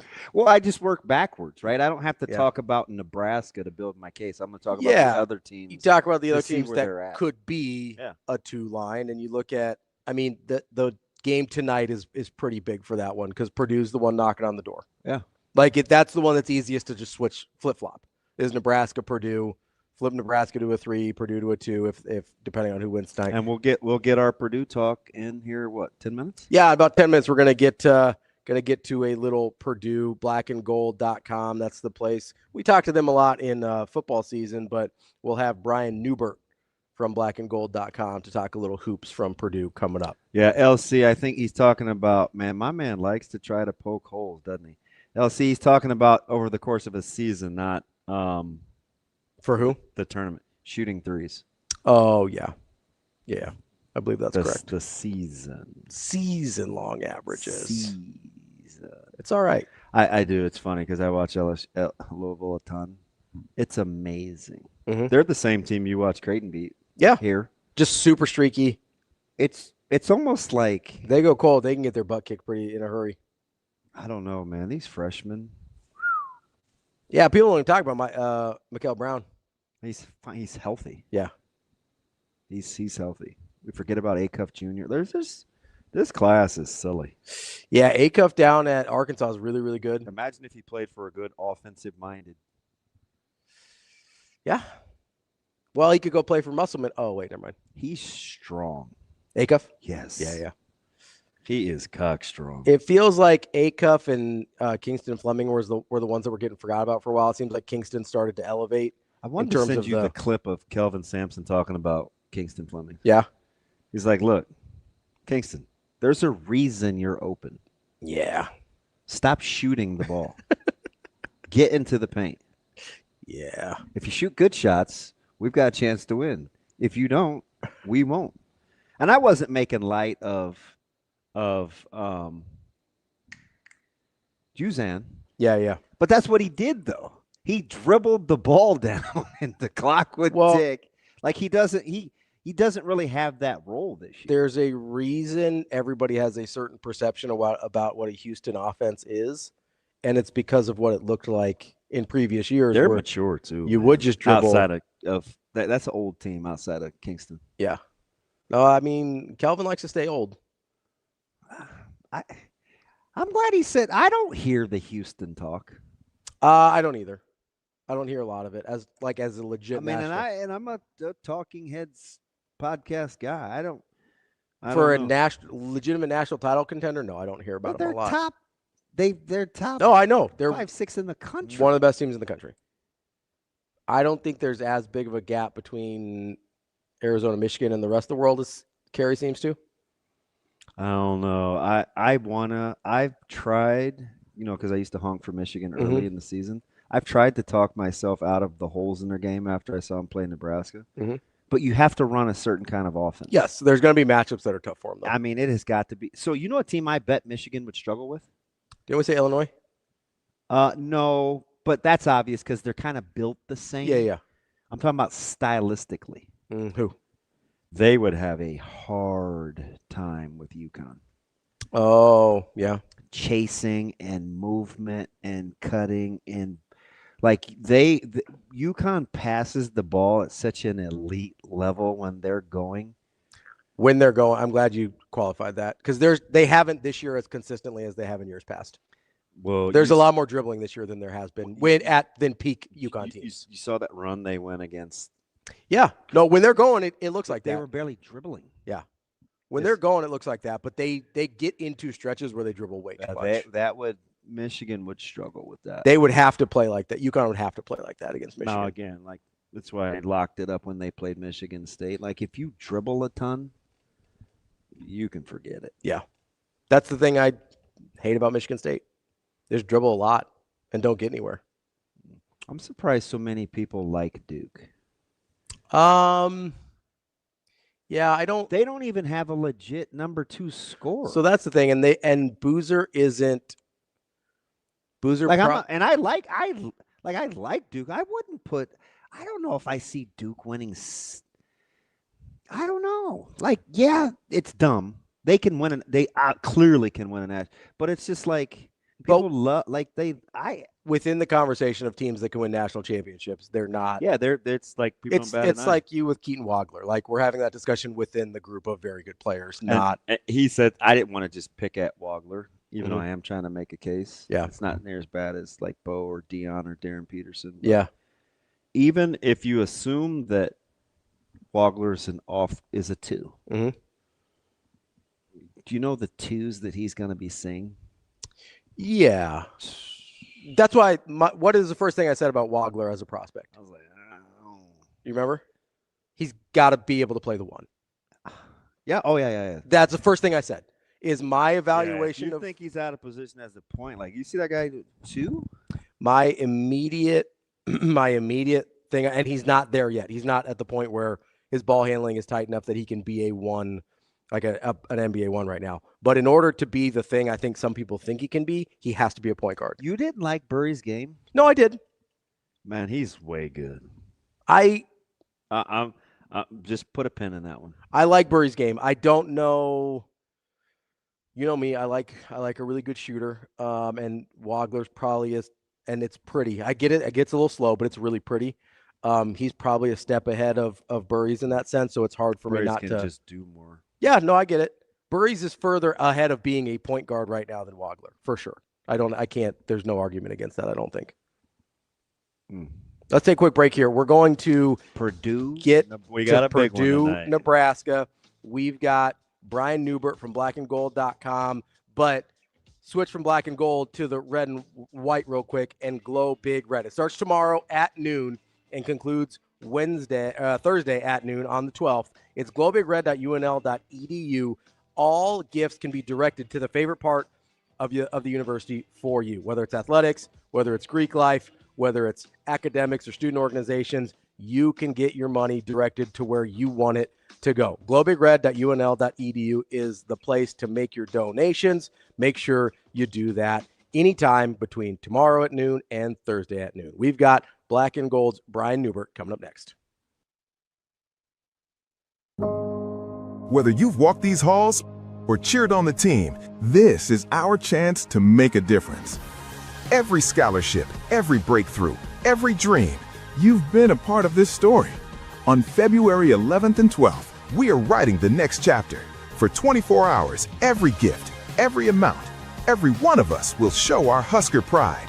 This is how we glow big red. This is how we make history. Give today.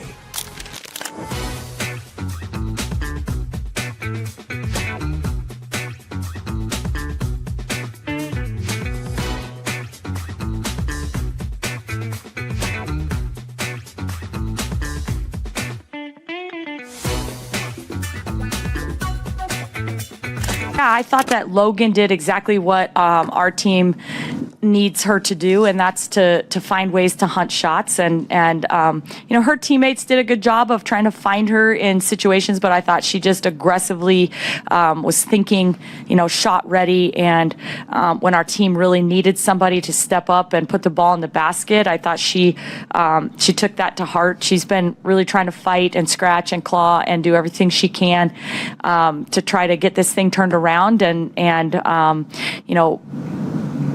perform at the level we need to perform at to accomplish goals of postseason.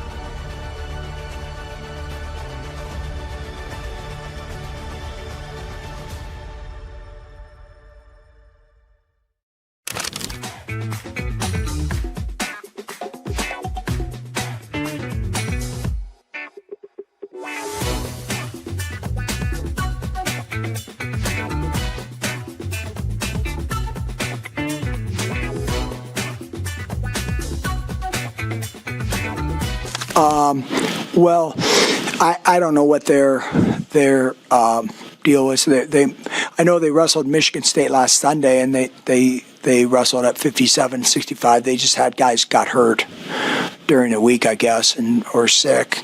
So, but it would have been great for Jagger to wrestle.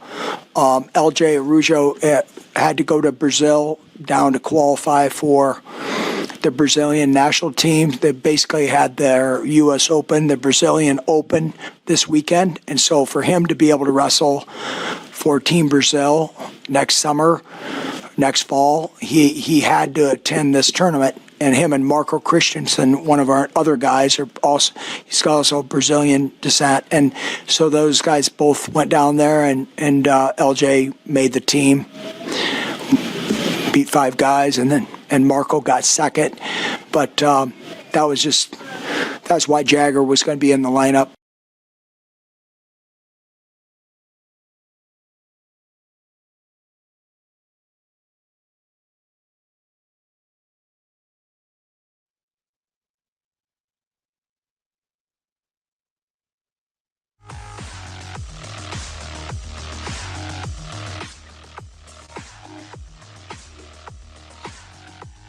You're listening to Hurrdat Sports Live. Defensively, they force you to play in the middle third of the court.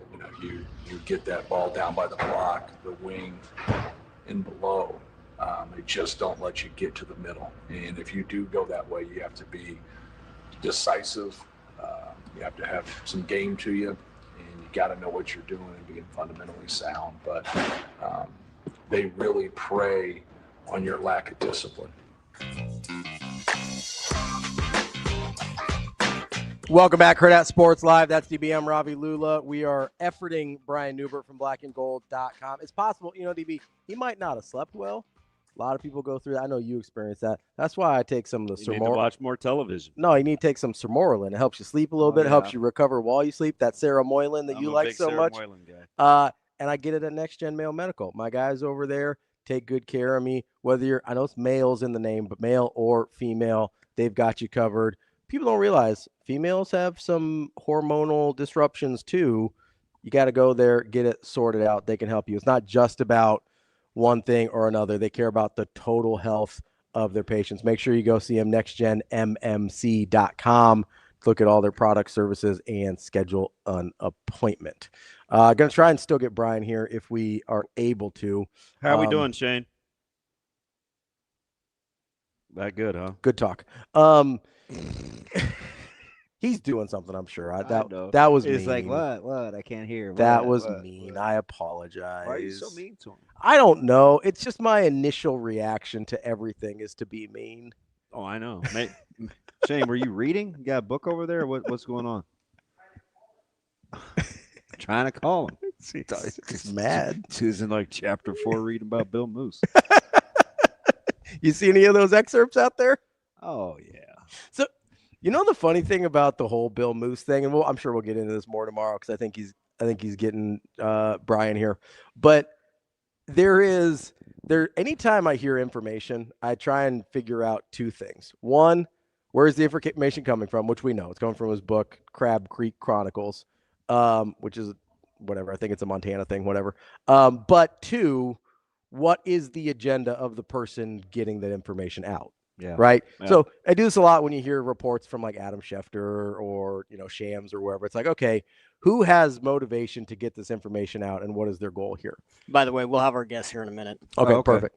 And we'll get to this tomorrow more with Bill Moos, but the hard thing here is so much of the stuff that has gotten out is super believable, but also I know he's got an agenda to sell a book. Yeah, so for me, just knowing what I know, I haven't heard anything so far that I think is like out of pocket. Yeah.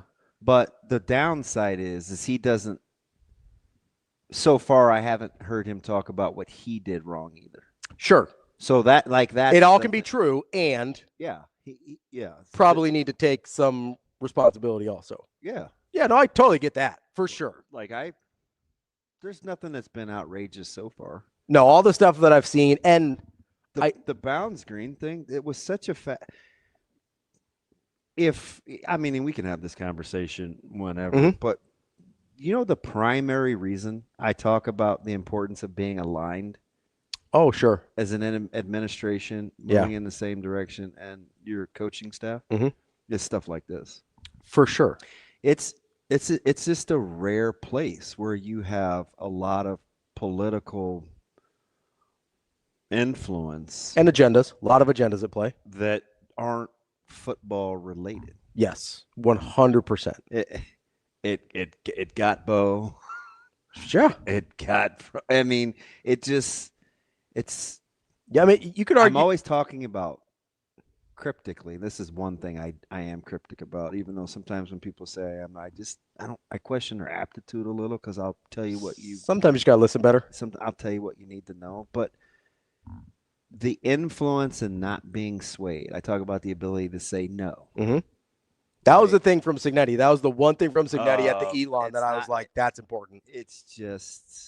It's very, very influential, and there are a lot of hands in the pot. And a lot of it is political, whether it's the chancellor or the president. So that's the thing. It's been going on forever. I mean, T.O. and go back 30 years. Yes, go back 30 years. So Bill Byrne and the whole thing. I'm very now. The Bounds Ronnie Green thing, or who did the contract extension, and I mean, there's lots. I mean, I knew. We knew Frost didn't want to play the Rutgers game. Like, that's not. Yeah. And we knew the one thing that I was surprised to learn by, and then we've got Brian here, is the one thing I was surprised was how willing other people seemed to be to cancel the Oklahoma game. Yeah. That was the most surprising thing to me. That it wasn't just Frost out on this island. Which is why I didn't bear. I'm like, it ain't just his idea. No, it's still stupid though. He wasn't. If you're influenced by 10 or 12 or 13 people, it gets easy to make bad decisions. Yeah. Let's get to Brian NEUBERT here. We're not quite there yet. Okay, just kidding. He said, "Okay, just kidding." I thought I saw his name pop up. I thought we were ready to go. It's okay. Alex says, just say no to Golden Tea. Alex wasn't in the chat yesterday. We missed him. CA Alex? Yeah. Choo choo. He's always. Then we've got Captain says I-Course was the worst AD. I mean, there was some challenges there. I mean, there's some I don't know challenges. about the worst. Yeah, no, there's been worse. I don't know about the worst. It's just got some competition. Also, like, in the grand scheme of things, like, there's been some ADs at colleges that have overseen. Now, you could make the case. Yeah. That I-Course was the worst AD with the best coach. And by best, I don't mean like relative to the other ADs with their Nebraska coaches since Osborne. The only thing I will say, and I know you could make a case Peterson and Solich was not good. The only thing I will say about I-Course is part of the reason Nebraska found itself in such an advantageous financial position was because of Sean I-Course. I agree. So, like, we may not like the hirings and the firings and all that other stuff, but Sean I-Course actually did Nebraska a huge service in setting them up financially for the future. I'm the same way with everything, whether it's high school and their athletic directors and their principals in the building being aligned, college, front offices, and pro sports. We have a lot of hot takes without really knowing what's actually going on. Like this whole contract extension thing with Coach Rule. Like, I'm convinced people haven't read the contract. Like, I just saw somebody the other day say it was one of the worst contracts that a coach has been straddled with at Nebraska, and I'm like, what? You didn't even read the contract. And there's been some bad ones. Yes, there has. Like, I mean, we know that we all are aware, right, that Frost got an extension without ever making a bowl game. Like, that's a thing that happened. Yeah. Did not, like, they gave him an extension on hopes and dreams. And got guaranteed money. Yes. Like, we're having different conversations here. We have our guest. Let's be joined now by Brian NEUBERT from blackandgold.com. Brian, how are we doing this morning? Good. How are you guys? We are good. We were just talking, pre-gossiping like school kids about a book. That what a separator game this is tonight for trying to get out of the thick of the 3 or potential 4, maybe even 5 loss Big Ten teams. Is the magnitude bigger than we even think about with tonight's matchup?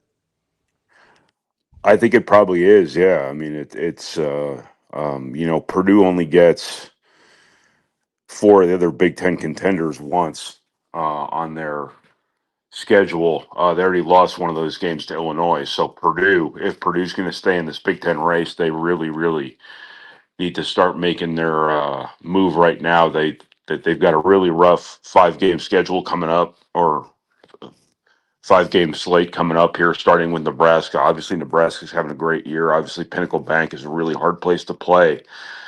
Purdue's never come to Pinnacle Bank as an underdog, I don't think. So it's going to be kind of interesting to see how Purdue wears that hat. They need to find consistency. They're a better team than, a team that lost 3 games in a row and then just middled through a win over Oregon at home would suggest. They just haven't been consistent. They've not closed first halves well. They have kind of weaved in and out of defensive energy and discipline and things like that. And it's really hard to explain for a team with this much experience and this much accomplishment behind it. But they've got to make their move now, and they need to play well. Nebraska is going to be a really difficult matchup for them. When you have teams who can shoot from every position on the floor, that is a really, really problematic matchup for Purdue defensively, typically. But Purdue's just got to be good. Purdue's just got to play hard and, play with energy and play together. And for some reason, that's not really translating consistently right now. But, Nebraska's having an unbelievable year. Their discipline and their skill is just really, really impressive, what Fred Hoiberg's been able to do this year. And they're right there, too. So Nebraska needs their home games if they're going to, keep in this Big Ten race, too. I think some people are going to come back to earth a little bit eventually. I think Michigan's due to lose a game or two. I think maybe Nebraska's in the middle of its midseason plateau a little bit. Iowa tougher, and Michigan State's got to go to Madison. You're right. Yeah. Happen.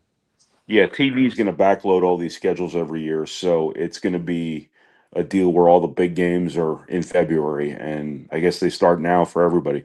If you're going to give like a super simplistic elixir, if you want to cure what's kind of ailed Purdue a little bit, is it getting TKR going, or probably lawyers shooting with a little bit more consistency? Where would you start if you wanted to get them right tonight?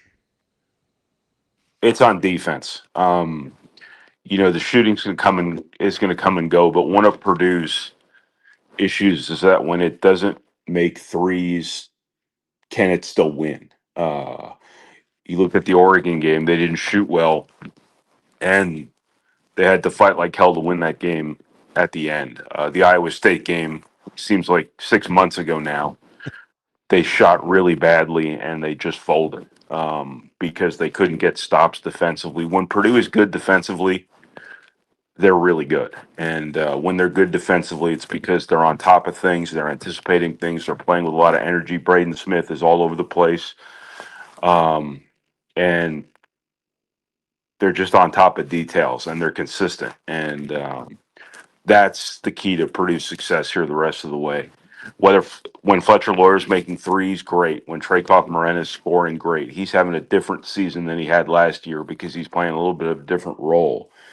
But I think that the scoring is going to take care of itself. I think Purdue has to take care of the basketball first and foremost, and then be really good on defense. And those two things are not mutually exclusive from one another either. So, Brian, as you look at the team that Purdue was through the first, 2.5 months of the season versus what we've seen in the last few weeks, has that changed what you think they're capable of in March, or was there always some of these maybe potential warts that you saw along the way?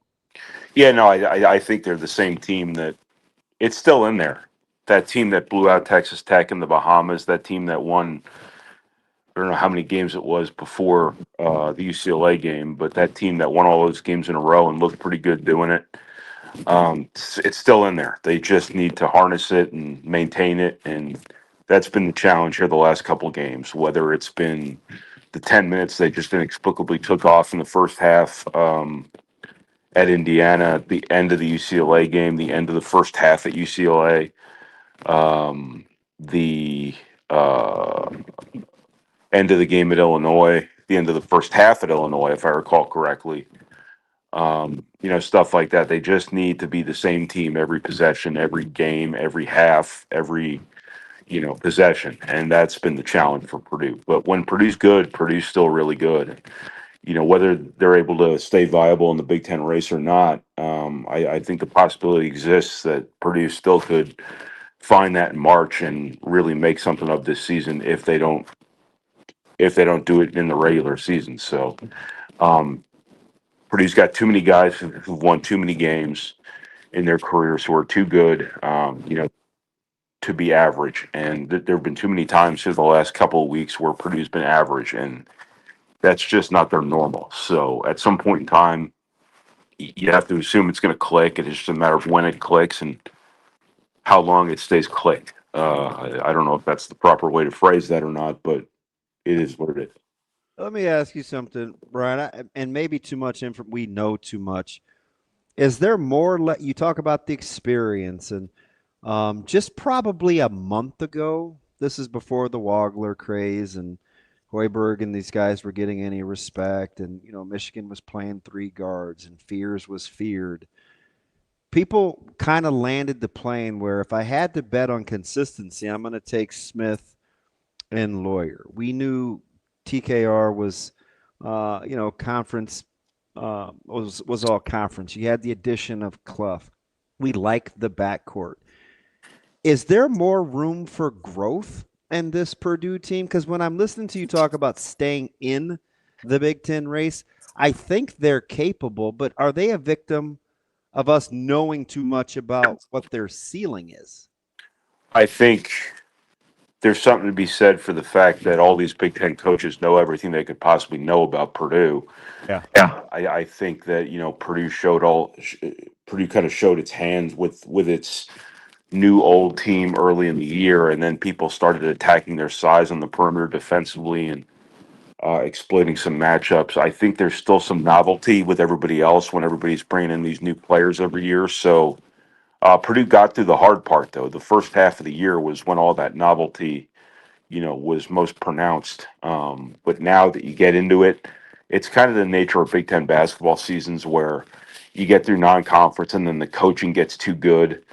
People know you and people adjust to you, and it gets harder. And I think that that's a little bit different now because all these teams are so different other than Purdue. But I think Purdue has just been in a situation where consistency had to be its strength. It had to be its superpower. And it really hasn't been. The issues I'm talking about here are issues that, shouldn't be brought up with a team with 3-4 guys who've played 1,000 college basketball games together and are some of the best players in the country. But here we are. So I can't explain it. This is a very different time in college basketball. These seasons are really long. The coaching is really good. These guys are de facto celebrities. There's a lot of stuff to balance. Purdue has been a program that's been fortunate enough the last couple of years to have a lot of good players who've had to sacrifice a lot just to win. And that means not getting as many minutes as you might want. Purdue's done a good job in recruiting, stacking quality players. Might mean not getting as many minutes as you want, not getting as many shots as you want. And they've always been able to turn that into a productive situation where guys sacrifice. So there's a lot of stuff Purdue's got to balance here in terms of keeping everybody pointed in the same direction. And there are no real red flags that I'm aware of in terms of that stuff, but the turbulence Purdue has shown is not, a great sign for a team that came into this season credibly talking about winning a national title. This does not look like a national title caliber team right now, but it's certainly possible that everything could kind of come together right at the end of the year, and they could make a a little bit of a run because they're too good, they're too experienced, and they just have to be consistent. Interesting that the line is only 1.5 in terms of Nebraska being favored. That's and if it does or doesn't, is there an X factor that we're missing? You know, Nebraska fans would talk Jamarcus Lawrence or Kel Jacobson or somebody kind of. Is there a factor, and what do you think about such a tight line? Well, I don't put a lot of stock in what bettors think about these games, but I think that it's a problematic matchup when the other team has shooters all over the floor. Rink Mast has done some real damage to Purdue before. If he can stretch out their bigs and make threes or open up cutters or pull Purdue's size away from the rim, I think that that can be a real problem defensively for Purdue. I think the fact that Nebraska is probably not even going to try to offensive rebound in exchange, making sure Purdue stays out of transition, Purdue's decision making, forcing the ball up the floor is probably going to be something where Nebraska's going to lay some traps. And if Braden Smith doesn't make great decisions, or if CJ Cox or Fletcher Lawyer or Jakari Harris, whoever it might be, take the bait and try to force transition that isn't there, they're going to end up taking bad shots or turning the ball over, and then you're playing right into Nebraska's hands. So Purdue's, over eagerness or the alternative in terms of trying to get into transition is going to be something that is going to be a really important factor in this game. So I don't know if you'd call that an X factor or not. Purdue just has to be smart and be disciplined and not play into Nebraska's turnover forcing hands here. That is Brian from Black. Brian, we appreciate the time and enjoy the game tonight, but hopefully a little bit less than we do. Thanks, guys. That is Brian Neubert from blackandgold.com. Yeah, interesting. So I've got the line at 2.5. Yeah. Ken Palm's got it at 3. Does that feel about right to you? Yeah, it does. Nebraska still doesn't get the benefit of the doubt, even though it's PBA and it's a tough matchup, but it is tricky. Where would you go there? Certainly not a lock. Just curious, like what that line tells you about where you would lean. I think you have to take Purdue or you don't play the game. Yeah.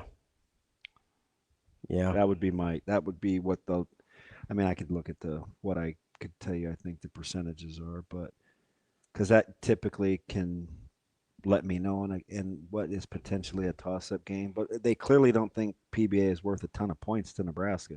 Yeah, because otherwise they're calling this even. I think basically. So with Nebraska still being 130 on the money line, but only 1.5 on the spread, it's either Nebraska 1-point victory. 130 on the money line still, huh? Ken, for what it's worth, Ken Palm has PBA worth 3.3 points. So he's got this thing dead even, neutral right site. Right now, ATS, 62%, 52% of the bets, 62% of the money are Nebraska. The total, everybody's on the over, 88%. And the money line, 71% on Nebraska. Yeah, I think this is weird because it's a Vegas thing, not necessarily the matchup. I don't know, man. I think you have to. Numbers say take Purdue. You heard numbers say take Purdue. Heard it here first. We're not locking it up. I'm just telling you what the numbers say. Nebraska ball hater, DB. Yeah. Yeah, that's me. No, we'll have plenty of Purdue Nebraska talk tomorrow morning after we get this one wrapped up. Hopefully, we're talking about a Nebraska win. We'll see what happens. See what happens, Cap. I'm excited. Yeah, I am too. Let's hopefully you don't get the dishes clean, sit down and enjoy. Hopefully you don't get tired. Don't believe me. That's DB. I'm Ravi Lulla. We'll be back tomorrow with Hurrdat Sports Live.